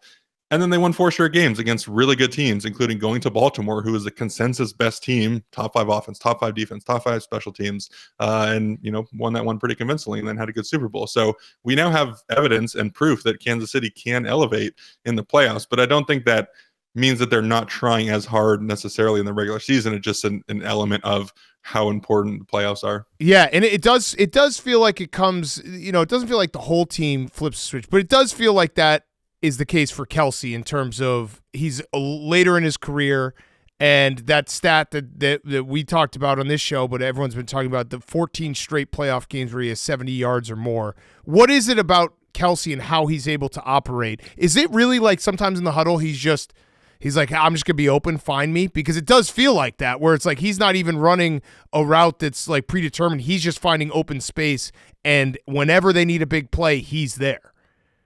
Yeah, he doesn't have to say that. It's just understood that whatever the lines are on the paper, Trav's going to use that as his jumping off point, and then he's just going to kind of feel his way through there and figure out exactly where he needs to be to get open. I think, he's 35. It's hard to play tight end in the NFL. I mean, again, this gets into the Gronk comparison, but Gronk's been retired twice now, and Trav's still kicking. So it's hard to be an elite tight end into your mid-30s, late 30s. And so there is that element of, doing what you need to do and not necessarily more in the regular season, understanding that you need to play your best football in January and February. And the help of the schedule in terms of getting the 1 seed in the bye and being able to rest in week 17. We saw that last year, the start of the season, Trav was injured week 1, and I feel like never really got fully healthy until that week 17, or I guess week 18 now. He got the week off that he chose not to chase the 1,000-yard record. This year, the guy's got 24 days. Trav obviously looks a little more spry, a little bit more juice in those legs at 35. So yeah, there's something to understanding what's needed when your best is needed. And also, I think people understand how important Travis is to the team, but the emotional leadership that he provides on the offense, as he goes, the team goes. And again, getting back to what I said earlier, it's hard to be that emotional leader every single game, all the time, be hyped at all times, and do it at the age that he is. So it does make sense that it's a little easier to conjure that magic for all 60 minutes in the playoffs. Yeah. There's another guy that always shows up in big moments, and that's Chris Jones. It seems like every big third down, he's making a play. I'm curious to know from your perspective as an offensive lineman, and you can get as detailed and nitty-gritty as you want, what is it about Chris Jones that makes him such a pain in the ass for offensive linemen to deal with? Yeah, I mean, he's been showing up in big moments since the combine. He showed flashes. So the thing with Chris is he's so naturally strong. When you're watching film or one of the scouting reports, the reason he wasn't a clear first rounder, well, he plays high and he's got to get his pad level down. Turns out you don't have to get your pad level down if you're stronger than the guy across from you. And so what Chris combines is a great natural strength with really skilled hands and the ability to basically make the offensive lineman wrong. If he beats you with power and that bull rush and that strength, your tendency as an offensive lineman, you want to get your hands on the guy. You want to try to lock him up early. You want to kind of shut down the rush before it gets started. Well, the second you throw your hands at Chris, he swipes them. He beats you around the corner. You do get your hands on him. We call it a Hamilton technique, but basically he grabs your wrist, lifts it up, and converts into power and kind of walks you back to the quarterback. So he has the ability to make you wrong however you want to block him. If you want to be handsy and be jumpy and try to get on him before he gets started, you're going to get swum and you're going to get beat with those Hamilton techniques. And if you want to kind of play patty cake and back up and kind of shake with him, he'll just run right through you and get to the quarterback either way. So it puts the offensive lineman in a really tough bind. You're not quite sure what technique to use because typically, there's one thing I can try to take away, and if the guy beats me on a second or third best move, okay, I can deal with that. But Chris's 2 best moves counter the 2 things you want to do as an offensive lineman. So he really makes life difficult. And unless you've played him, unless you kind of understand, how to block him, I think you have to do that in real time. Yeah. And obviously that's a pretty difficult task. You always see the offensive lineman doing that sad little turn after their hands get hit to the side and he's by you, and you know that he's by you. They do the sad turn where they like take one step like they're going to try to catch him and block him again, but he's like halfway to the quarterback and they just have to, I guess, run a couple steps so they can help their guy up after he gets sacked. Well, usually guys get beat so bad, they get so discouraged that you don't even think to go get the quarterback. You're just like, oh man, and you drop your head. And there's some times where guys criticize offensive linemen for not picking up the quarterback. It's like you are so disheartened that it happened that you don't even remember to go get the quarterback. You just know that inner shame is so strong that you almost forget to go get him. So yeah, it is a sad little thing. Obviously, whenever one of us gets beat, they like to draw all the circles and make sure everyone knows exactly who you are and how you got beat. So it's not so much fun. The other sad thing is when they call illegal man downfield on an RPO, and what are you supposed to do as an offensive lineman in that situation? Is that your fault? Do the coaches end up chewing you out because you got the flag afterwards? It depends on the timing. I know you love good questions. That's a good question. Good question. It depends on how good your coaches are. It depends on how locked in you are as a lineman. But if it's an RPO, and you have to change your angles and you have to change your timing to not be downfield. If the quarterback is getting rid of it within the kind of acceptable window of RPO, you're reading somebody. Okay, the read tells me to throw it. I'm going to pull it and throw it. The offensive lineman should not be downfield. If the offensive lineman runs up to the linebacker immediately, or if he's using his correct technique, staying at the line, and then goes past the line of scrimmage and still gets the flag, then it's probably on the quarterback. So it can be the offensive lineman's fault for sure. There's also times where you realize that you're a little bit too downfield. You realize it's not a run play, and you try to kind of turn around and backtrack. Sometimes you do the old dump truck technique. You just start backing up. Sometimes you turn and kind of try to get a couple steps in and get closer to the line. So there are some tricks as well if you do realize you're downfield. I feel like people have gotten smarter about offensive line play through the years, and especially to the point where I think it's now common knowledge amongst football fans that sacks are not always on the offensive line. There's times when the quarterback is holding on to the ball too long, or he steps to a place where he shouldn't step to, and he's not stepping up, and there's a pocket there. When you were playing, would quarterbacks ever say to you, hey, that was my bad? That wasn't on you, even though technically if they replay it, it's you got beat to a position, but the quarterback had a spot where he could have gone. He just didn't go there. Yeah, absolutely. It's usually not necessarily during the game. You're just kind of in the flow of the game. And it's not like he's like, you suck. You need to give me more protection. It's not, you don't play for that guy either. It just sacks happen and you move on and you try to make the best of it. But, after games or, the next day while you're watching film, quarterbacks definitely will come up to you and say, hey, kind of screwed you guys there. It's typically not holding on to the ball per se. I think that's more of an understood thing. At times, they'll come in and say, hey, I'm going to get rid of it a little sooner. You guys are doing a good job. But it's more kind of that depth of the pocket or where he's supposed to be. Sometimes guys can get a little too deep. Sometimes they like to bounce around too much when they feel things.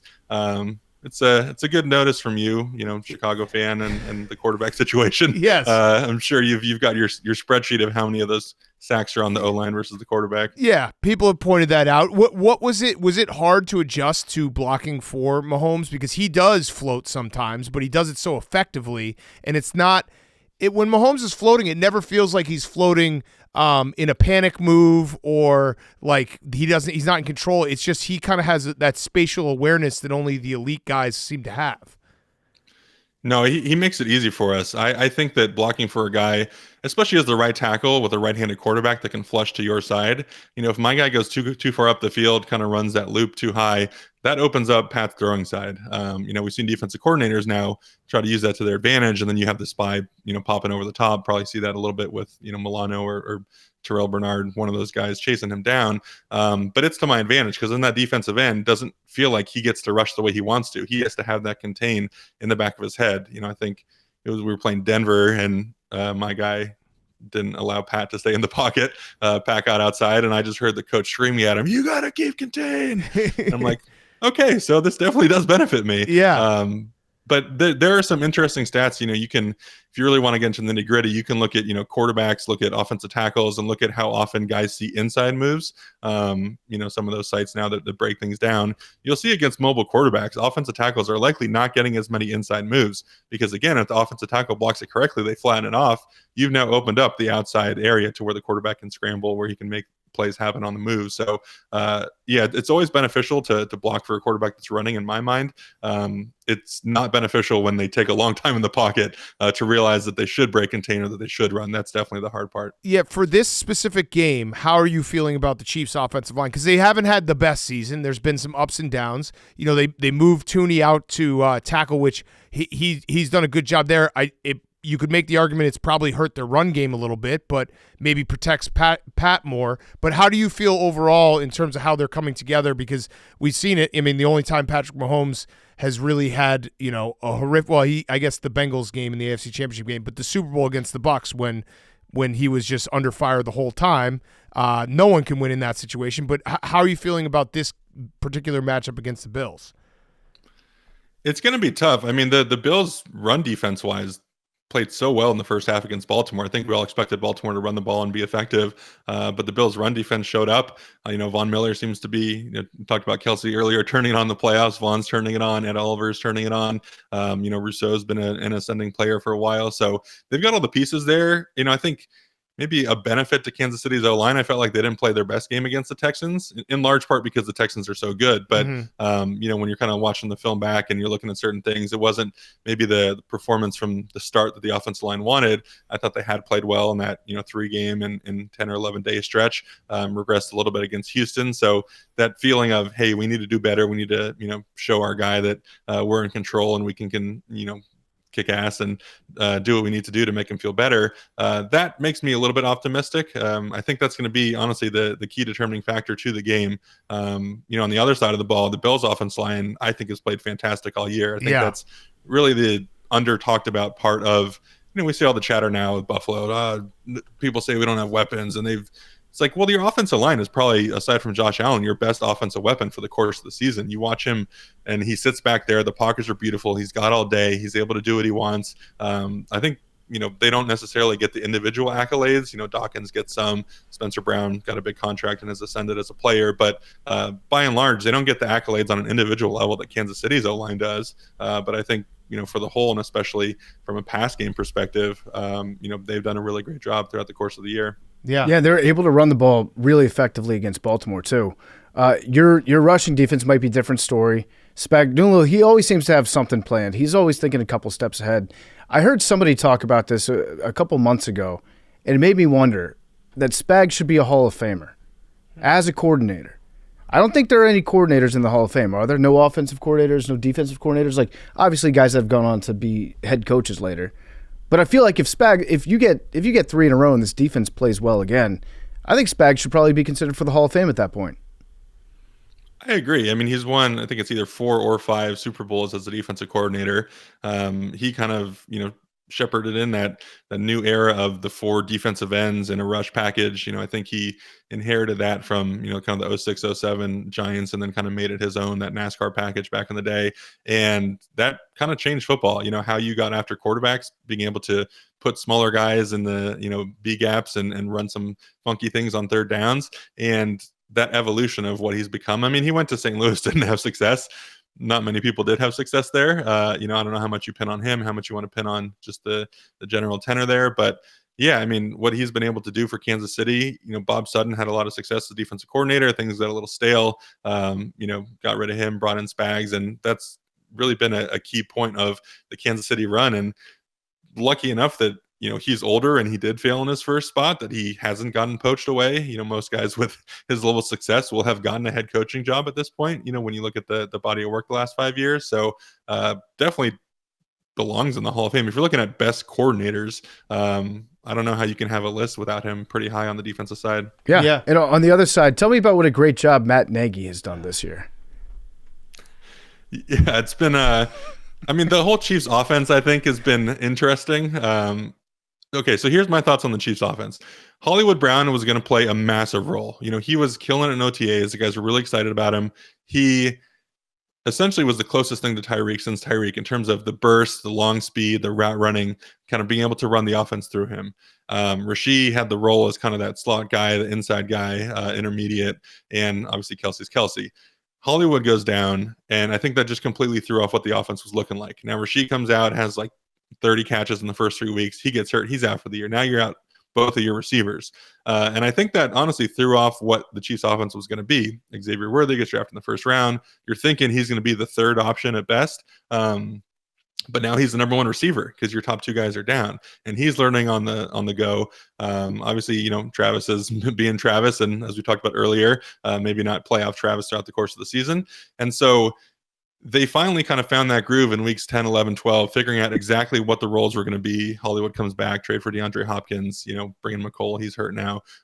So I do think the offense has had to adapt on the fly. And as people want to talk about other offenses and, Lamar from this past week, well, he's without wide receiver one and he's without this and without that. It's like, well, the Chiefs have been without wide receiver one pretty much all year, whether you want to define that as Hollywood or Rashee. People don't want to necessarily speak about that. They're on the fourth left tackle. Like, they've had all these different injuries as well. So I think that the offense has had to change. I do think they have done a pretty good job of figuring that out. I think the Texans defense is just pretty good. And so it's not what we're used to seeing from 2019, 2020, where it just bombs away and scoring 30 plus points every game. But I do think the offense understands what they want to be now, and they can lean into that identity. Yeah.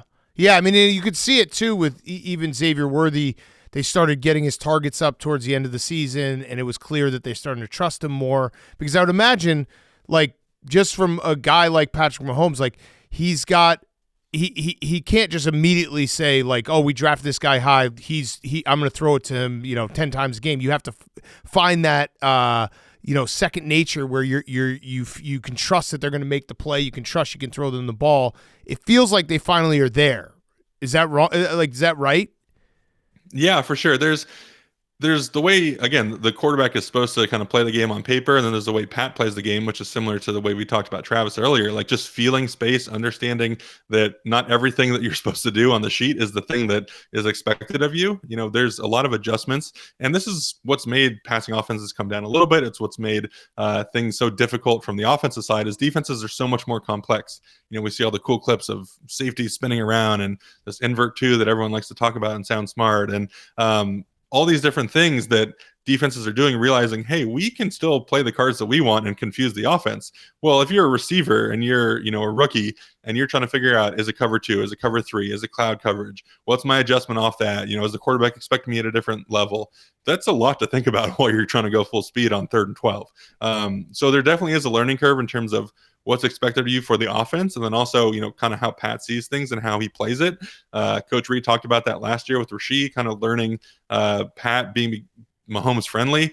He's talked about a little bit this year with Xavier, and you can definitely see a huge difference. And to your point, he's being asked to do so much now. He is really a full complement receiver who just happens to be smaller and really fast, but he's not being used as a gadget guy. He's being used in all facets of the offense, and I think that is one of the things they realized once he was thrust into that role, once he grew from weeks 1 to 10, that, hey, we can trust him and we can put him in these spots and let him be a true receiver. He doesn't have to just be speed or jet sweep. Yeah.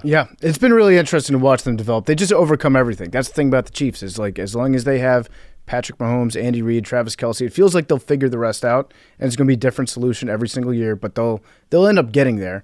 And from the weather perspective, it's not going to be like it was last year, where you had the Dolphins coming into town and it was like 6 degrees. It's going to be like 34, maybe down into the upper 20s by the end of the game. Offensive linemen, sleeves or no sleeves? So you're not supposed to wear sleeves. We've gotten loose and, soft as an offensive line community and allowed guys to start wearing sleeves over the years. If you are super cold, the thing you can do is put on elbow sleeves. Those things are nice and thick and insulated. I always wore an elbow brace on my inside arm. And if it was super cold, I would just throw a sleeve or a brace on the other arm, and it looks O-line sweet. My elbows suck and I get to wear these things.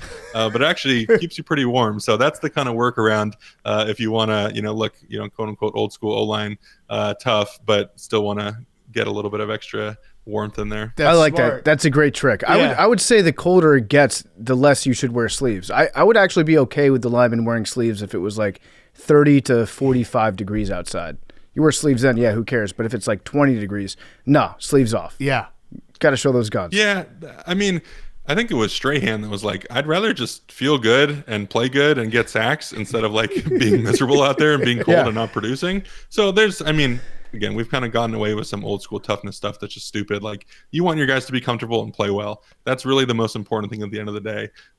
But from like a psycho crazy perspective, yeah, I think we still respect the guys who are out there sleeveless. I mean, there's not too many gloveless guys anymore. I think Nolan Smith on Philly is one of the few.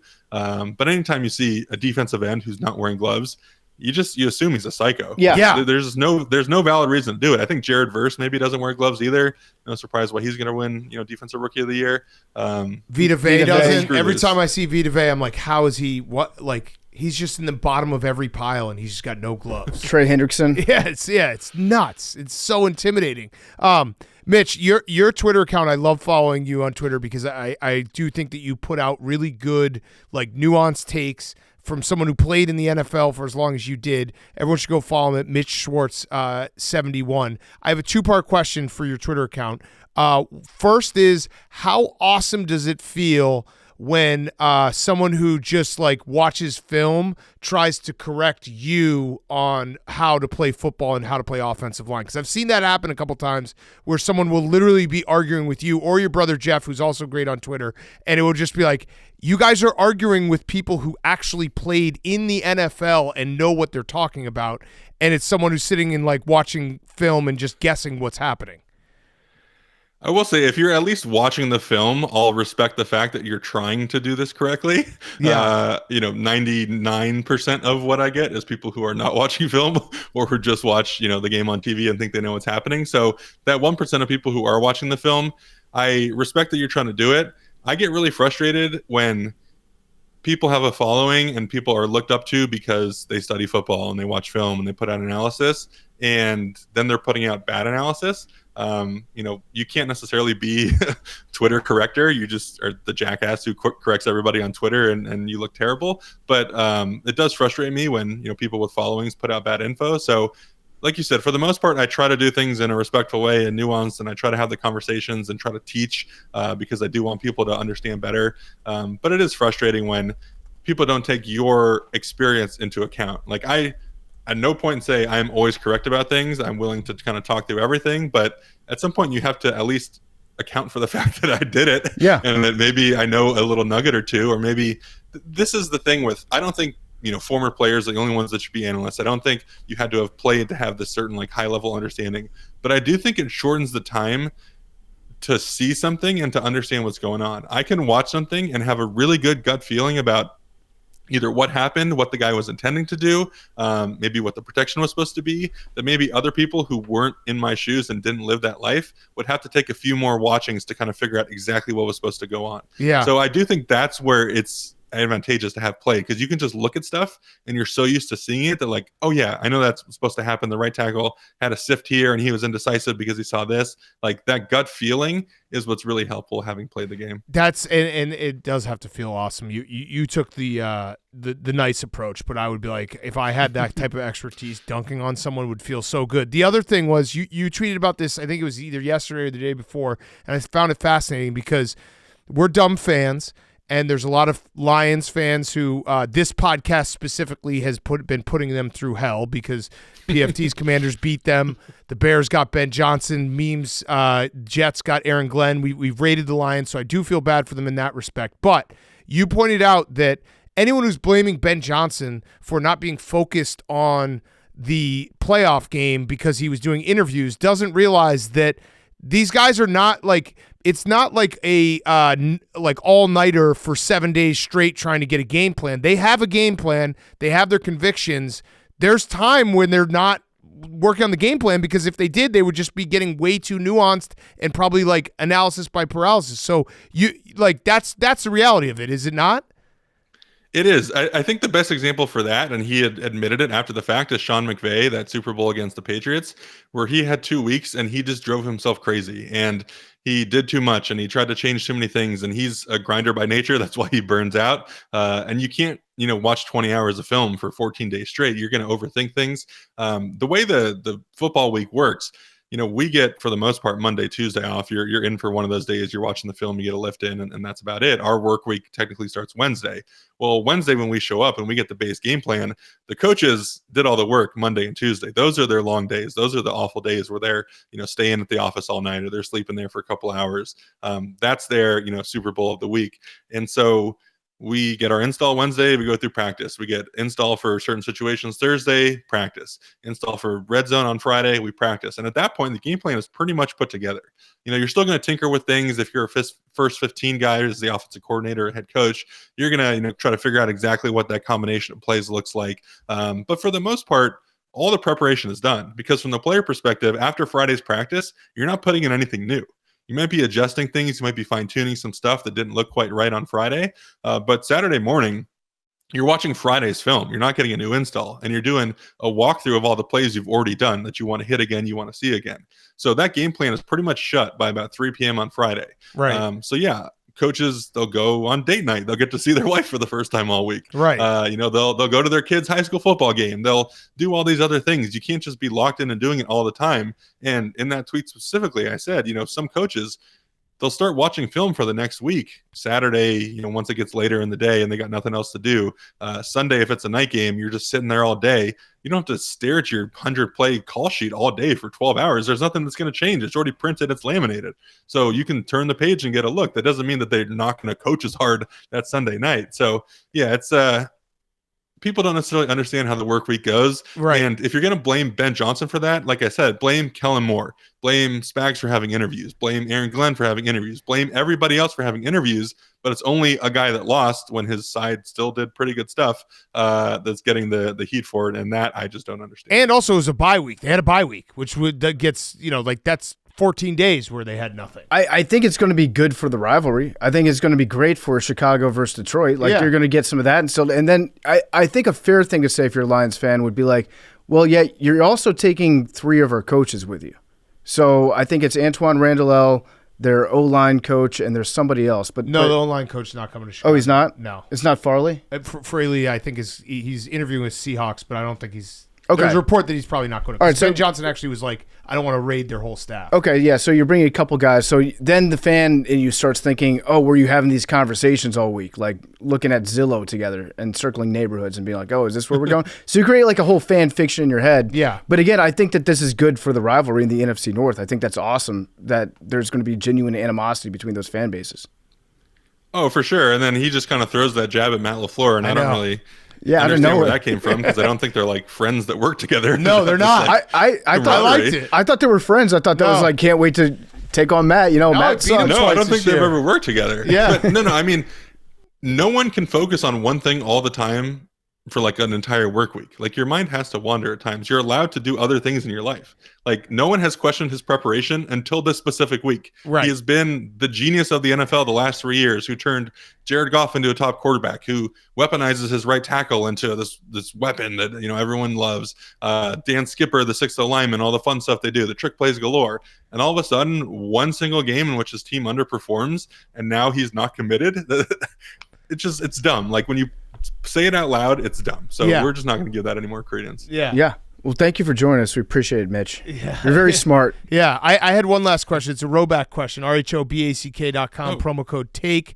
20% off your first purchase. Oh, yeah, you're wearing the Roback right now. You got to get the new Hezzy hoodie. Super comfortable. Roback.com, promo code TAKE. 20% off your first purchase. How's the golf game? Because I know you built – this is kind of weird that no, you put it on Instagram, so that's not weird. I follow you on Instagram. You built a simulator in your house, which rocks. How is the golf game going? Golf game's good. It it's been pretty frozen out here in Kansas City, so luckily I do have the simulator. I've been getting some lessons. I got burnt out on it, as you know, with kids and stuff. It's hard to do everything that you used to do the same, and between having a baby and working on golf, I was just kind of burnt out on the golf stuff. So back around the last couple months, been working on it. Hopefully it gets sunny, gets warm. I get to start playing outside, and it's kind of my outlet. I mean, as an offensive lineman, you tend to just kind of hate yourself and feel bad at all times. So golf, you're never going to feel like you played well. So it's kind of the perfect outlet for a former offensive lineman to hit balls, feel like you suck, watch film, try to get better, and go out there and just be miserable. I love that. I felt too good recently. I would Yeah. like to feel shitty so I can know what I can improve on. It's love a cool that. mindset. Yeah, is it also like, this is a stupid question, but how sick is it like living in a city that you won a Super Bowl? It is pretty cool. My Super Bowl has since been surpassed by a couple Super Bowls, and there are some much more famous and important guys to the city. But it is cool. I mean, it keeps you grounded. That's why we love Kansas City. Like, the people are great. You still get noticed every now and again, but everyone's respectful and just like, hey, thanks for what you do, blah blah blah. I love following you on social media, all that stuff. So it's pretty cool. Strokes the ego every now and again when you need it.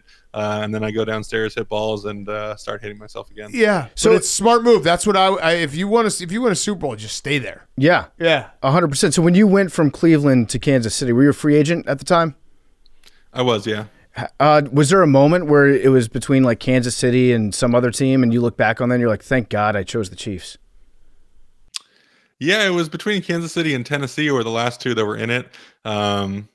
Definitely worked out to choose Kansas City. The Cleveland thing, we didn't have to go back to that. I mean, I wanted to stay in Cleveland. My wife's from Cleveland. I met her there.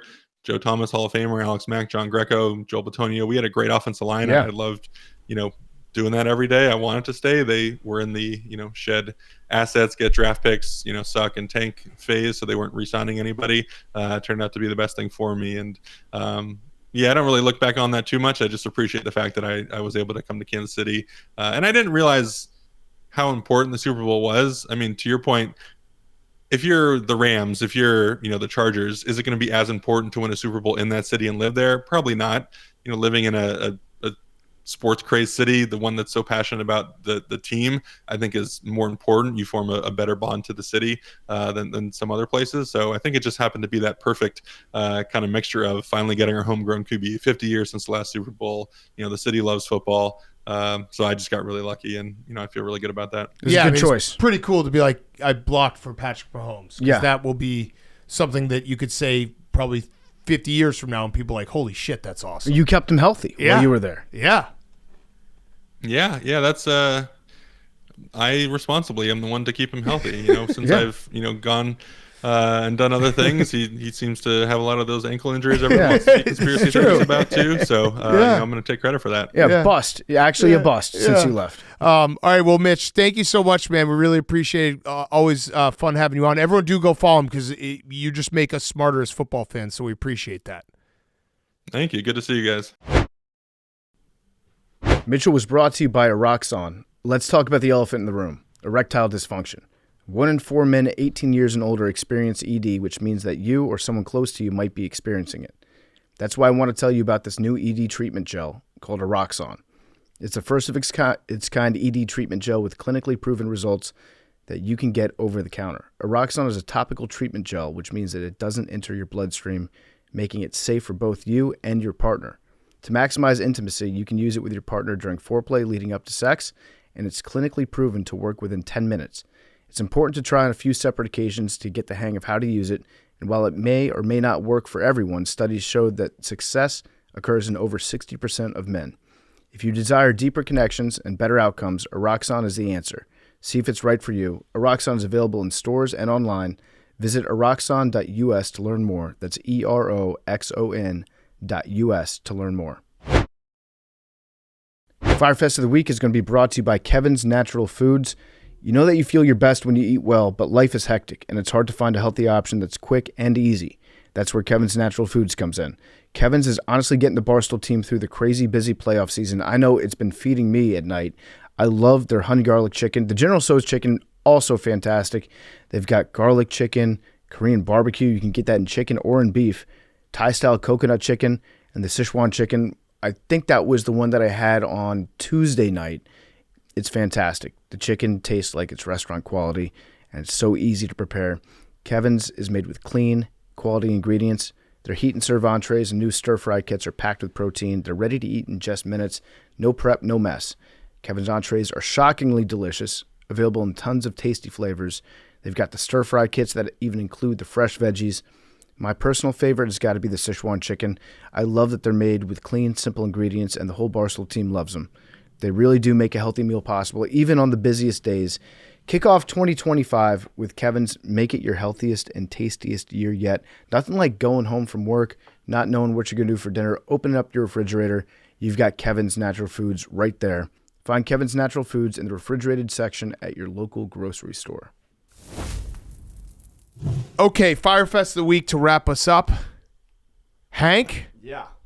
you got a Fyre Fest? Yeah, I don't have a mic. Your mic's not on, but you got a Fyre Fest. Classic memes, taking away your Memes. First Amendment. Well, that's because Hank, one of my Fyre Fests was Hank. We had two. This is one of the biggest weeks, should be one of the biggest weeks in numbers for pardon my take. Monday's show had to be taken down because Hank was breathing too heavy in the mic. Wednesday's show was taken down because someone had a GUN on the show. Hopefully this doesn't get age restricted again. But yes. Which, I mean, if we're going to have one taken down, having it be Stavi with a revolver, I think is a pretty good reason. Yeah. I'm willing to make that short-term sacrifice. Yeah, that got age restricted, so that was why you had to log in to watch us on Wednesday's show. But let's not, it wasn't Hank's. Hank was just existing. he was You just were existing. just breathing like you normally breathe. Does he have a mic now? What? Why are you looking at me like this? I'm wondering if they're going to let me fall in this sword or not. Are you going to turn on That has Hank's nothing to mic? do with- I didn't show the gun. He knows I didn't show the gun. You can't say the G word. What? On Monday show. He's talking about Mondays. I feel like Hank's still not on. He's very low. He's very low. Cat, get your tongue? Hey, Memes is trying to silence Hank. That's what they're doing. You can't exist. that's what I'm Hank, saying. for the first time ever, I agree with you. They're trying to stop you from existing. I got your back. No, but when Hank's looking at them, he's waiting for them to apologize for not taking Hank's breathing out. So now we have a stare down going on between Hank and the booth. The podcast, whatever. I took the breathing out. Okay. Hank? Of the podcast. I mean, I can't. His mic's not on. Why is his mic not on? This fucking thing sucks. It breaks every time we. Keep all this in. I've talked to Pete about it, and then he just starts saying a bunch of words. Pete's too busy getting He up more just- he just dogs. starts Yeah. saying a bunch of words that I don't understand what they fucking mean. Yeah, we're not the smartest Pete's people. fault? Oh, there it is. I feel like I just heard Hank. Pete's over here using 3-syllable words. Memes also No, is he just just not says a bunch talking of into a mic either. Memes just keeps saying, I got it, but he's not saying it into a mic. This is some good stuff. #1 sports podcast for a reason, folks. I fixed it. All right, there it I is. fixed it. All right, Hank. Yeah. A lot just happened. Care to address? No, I mean, the breathing thing, like I was a little sick, so I was breathing loud, but also like if I'm talking for 5% of the episode, I don't think you need to have my mic on the whole time. That's neither here nor there. That's a fair point. Max cut it out of the podcast, didn't get cut out of the video. Max probably could have told the person who edits the video to cut it out of the video like he did, but that's fine. Hank's not allowed to breathe. That was so now. Max would normally be very So is happy it- if you weren't breathing. Is it Max's fault or Pug's fault?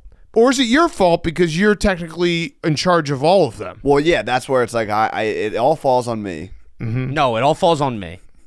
But you just said the podcast was fine and said nothing about you didn't take any. I know, Hank. We've already had this conversation. Pugs do How many have times are we very gonna have this conversation? pugs do have very labored breathing processes. Yeah, that's true. Little snout nose. But yeah, that was a tough wake up Monday morning. And I think also crazy that it was like there's really loud breathing and it wasn't me or Max. Like that's huge. Huge for Yeah, us. huge. For us. Because like that's like a fart. Whenever there's a fart on the podcast, they're like, well, Big Cat or Max. That was big win for us. Hank was the one who's breathing with his mouth way too hard. No, I just my nose was stuffy, so when it sounded it was a vocal breathe. Okay. My Fyre Fest, which I've gotten over in the past 24 hours, but in hindsight, it was just 2020. I should have vetoed the 9-darter. Yeah. And I didn't. And now I am going to deal with the consequences of my own action. And I feel bad for the booth because they're also going to have to deal with it because I'm just going to be living at this office forever, I think. So I've seen you tweeting about it a lot, and I also have people like, you're bitching. No, he hasn't. I tweeted, I threw darts, I'm in trouble. And that was it. Yeah. No, you haven't been bitching. I have something to say. We as a community here, we got to stop freaking out when one person says that we're bitching about something, and we just got to do it. I Wait, agree. who are you freaking out about? Is now? that not how I Us or our started this fans? fucking this Fyre Fest? I know. Well, people bitch, and then everyone gets freaks out about it. Let people bitch. People are going to bitch about everything. Yes, it doesn't Yes. matter. People are going to bitch. Hank, I do remember. It is funny that it all goes back to the dunk because you should have just taken marathon, but you I couldn't. didn't. It wasn't an option to take. That's the other thing. You had Like, a veto. I had a veto, but that doesn't mean I would have gotten marathon. Okay, That was the one reason you said you didn't use Yeah. the veto. I know. Yeah. I know. No, so- No, it does all go back to the dunk. So bet. wait, didn't you suggest putting the 9-darter in there? No, that was fucking me. dumbass. Okay. over there. We said so much.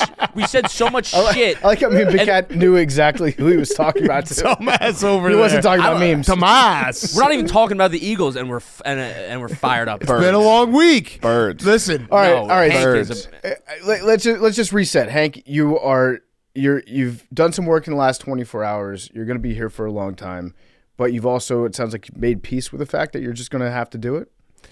Yeah. So I feel, and it's Eventually, you're going to be close enough that you'll just be able to put it in. yeah, and I'm gonna go through it all. I just am concerned that at a certain point, my arm is gonna get like to a point where I can't throw, and then I don't know what I'm gonna do on stream. Right. And then people are gonna be like, throw darts, but I'm gonna be like, you know. Have you thought I about can't. getting a blowgun and shooting darts? with a blowgun? Oh, good idea. No, that's a good idea though. Yeah, that's a really good idea. You got to get a blowgun. That's a good idea.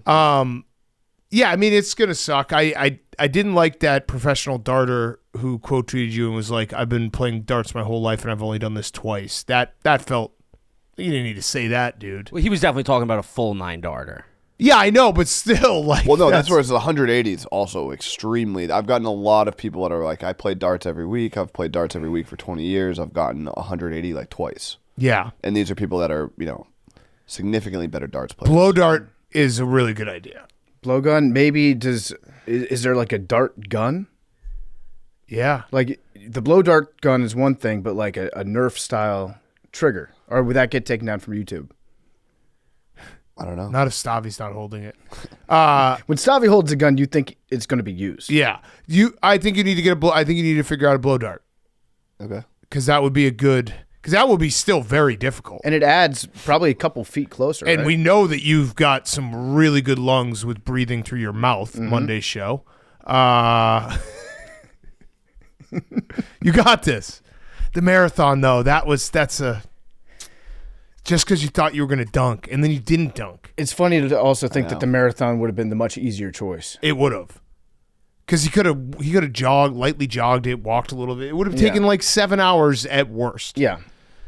Yeah, no, that was, again, hindsight's 2020. I'm dumb as fuck. And this is just, added to the long list of examples of me being an idiot. It'll be good content, though. I'll stop by for a little. Big I'll Cat, you guys stop stop by? by? Yeah. Yeah. You'll have buddies. Yeah. Yeah. Oh, Michael Van Gogh. Oh, Michael Van Gogh. Yeah. Just get that going. But yeah, we'll be live until the games start on Sunday. And then back again Monday if Back again. I'm not done. Okay. But I will be staying at the office. PFT. My Fyre Fest of the week happened last night. I accidentally went live on the Pardon My Take Twitch for about a half hour by mistake. Okay. So I was trying to record myself flying from Washington, D.C., from Dulles Airport in Northern Virginia, up to Philadelphia to do a flyby for the Eagles-Commanders game at Lincoln Financial Field. I downloaded Microsoft Flight Simulator. I hopped in my F-18. I buzzed the tower of the Commanders facility, flew all the way up, which is, by the way, a pretty boring game to play. I think you just you get up to altitude and then you just kind of cruise there for a while. Yep. So I was just trying to do As a flyby. opposed to other flight simulators? Yeah, combat simulators. When he's dogfighting. Yeah, when you're dogfighting, that's when it rocks. But this is just you fly up in the air, and the object is to not inflict violence on people. So, I'm flying up to Philadelphia. I think I'm recording it on OBS on my computer, which is the program that we use to stream on Twitch. And instead of clicking the button that says start recording, I accidentally clicked the button that says start streaming. And I had no sound, no volume for real. So I was in turn kind of fucking with the chat because they were all like, no sound, no volume. sound. Yeah, but I yeah. didn't know I was streaming. I do this for about 25 minutes and then I quit because I crashed twice. And then I go back to OBS and I'm like, oh shit, it says stop streaming, not stop recording. So I click stop recording and I immediately call Hank. I'm like, hey, Hank, my bad. Can you delete this from our Twitch account? And then, but before Hank did that, I went back and I watched it and I just saw all the comments coming in that were just like, no sound, but for real. Like, honestly, no sound. So they didn't know if I was fucking with them or what was going on. But yeah, it was just a complete mistake that I made by clicking that button, which is right next to the start recording button. But I think it was a pretty electric stream. I did an inverted flyby through Lincoln Financial Field, like about 20 feet above the bleachers.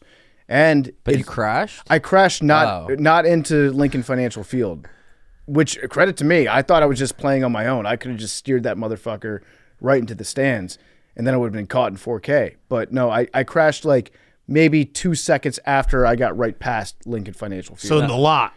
Yeah, I crashed. Well, How many Eagles fans did you kill?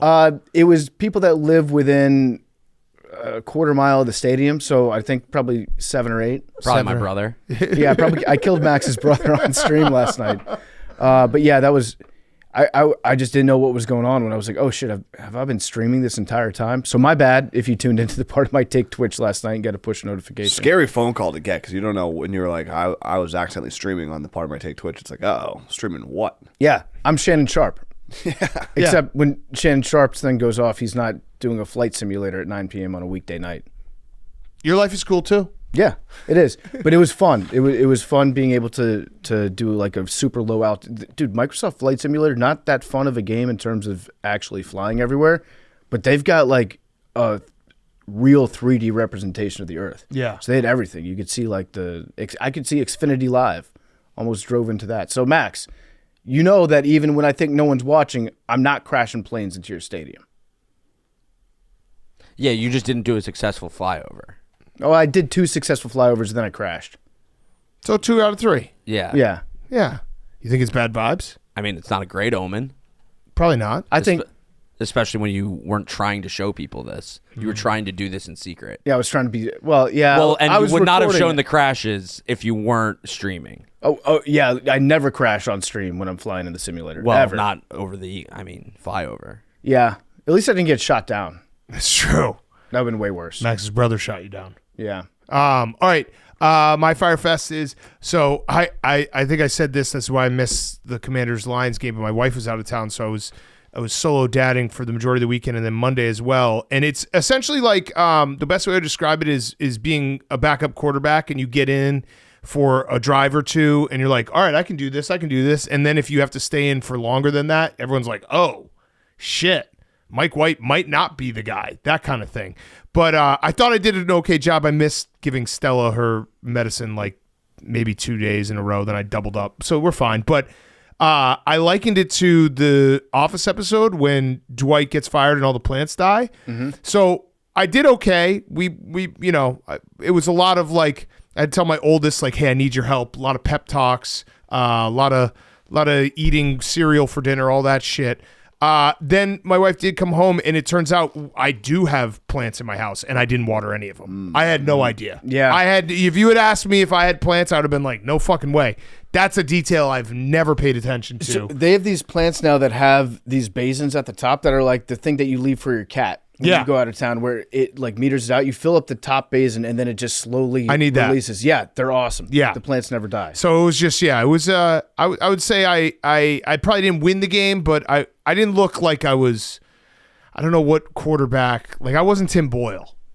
Yeah, but if you were to pick one thing in your house to forget to give water to, I think the plants are probably the one that you'd circle. I also forgot about the Stella medicine. So. The Stella medicine. But the water. I also, I was 0 for 3 on dressing my daughter. Every single time I'd dress her, and she'd be like, I don't like this. And then she'd just go dress herself. It's like, all right, that's fine. Yeah, wear what you want to wear. Yeah. She was like, I put her, the one that hurt was I put her in a Badger shirt, and she goes, this isn't beautiful. And then she put on a dress, and I was like, damn it. Was Bucky on it? Bucky was on it. Damn. So but we're back. We're back. Yeah, it's a I'm not a starter. I'm a backup. Yeah, but I'm a backup for those scripted plays. You look pretty good. Yeah, right. Like for a couple drives, I can do it. For a night here, night there, but when it's an extended, this was like me having to. The starter went out for for 3 weeks of the season, and I had to. We didn't go 500. It is true because if it was like for one meal, then Yeah, then all the fans would be like, he should get more minutes. Yeah, he made an incredible mac and cheese. He might be the guy. Did I make an incredible mac and cheese on the third day that we had mac and cheese? Did when we had bagel bites for lunch and dinner? Were people like, hey, can this guy only throw right? Yeah, probably. But we survived. Okay. Numbers. 3. 11. We're 9. the boys. What number do I want? 5. What? Here come the boys. Here come the boys. Boys are all going low today. What number do? I went 3. I'll go 31. 31. Shout out Aaron Glenn. Okay. Pug. 99 Pug. Pug, by the way, can you hear me? Pug, Max threw you under the bus about the mouth breathing thing. What the fuck? What, Max? What did he say? You threw me under the bus? That's not true. Pug. Hank is just. Hank. Why was Hank thrown in there? Hank is just what? I'm Bird Gang. I see. That is bullshit. All right. Pug, what's your number? 99 Birds, Pug. Pug. Go Birds. Shane, Jack. 45. Wait, give Jack the headphones now. What? Jack texted me because I had to do a video this morning, and he started the text "Good morning, Big Cat." That was weird, right? That's a weird start to a text. It was morning. It was too formal. We have a real problem with Jack on the text thread because it happened one time before, and ever since then, every single time he hits us up with a favor, I think it's Jack McCarthy. Yeah, I do every time. And I want to do your favors. I don't want to do Jack McCarthy's favors. That's probably on my end. I need to change your name to like Jack Good, yeah, the good one. but Nothing good wrong with good morning. on a text. Yeah, no. I think that's too formal. I don't need a good morning. He just started. That's I won't send good morning. All right, I appreciate it. Let's just get right to the chase because I know you got a job to do. I got a job to do. It wasn't a good morning either. I woke up at 5 a.m. I've been awake for fucking 10 hours. Okay, what's your number, Jack? 45. 45. Shane? 21. I don't remember any of these. 9. 5. 31. Darter.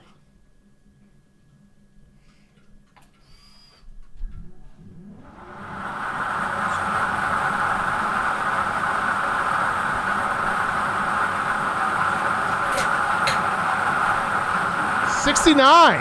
Oh. 69. Eagles are actually the smartest animal in the world. Love you guys.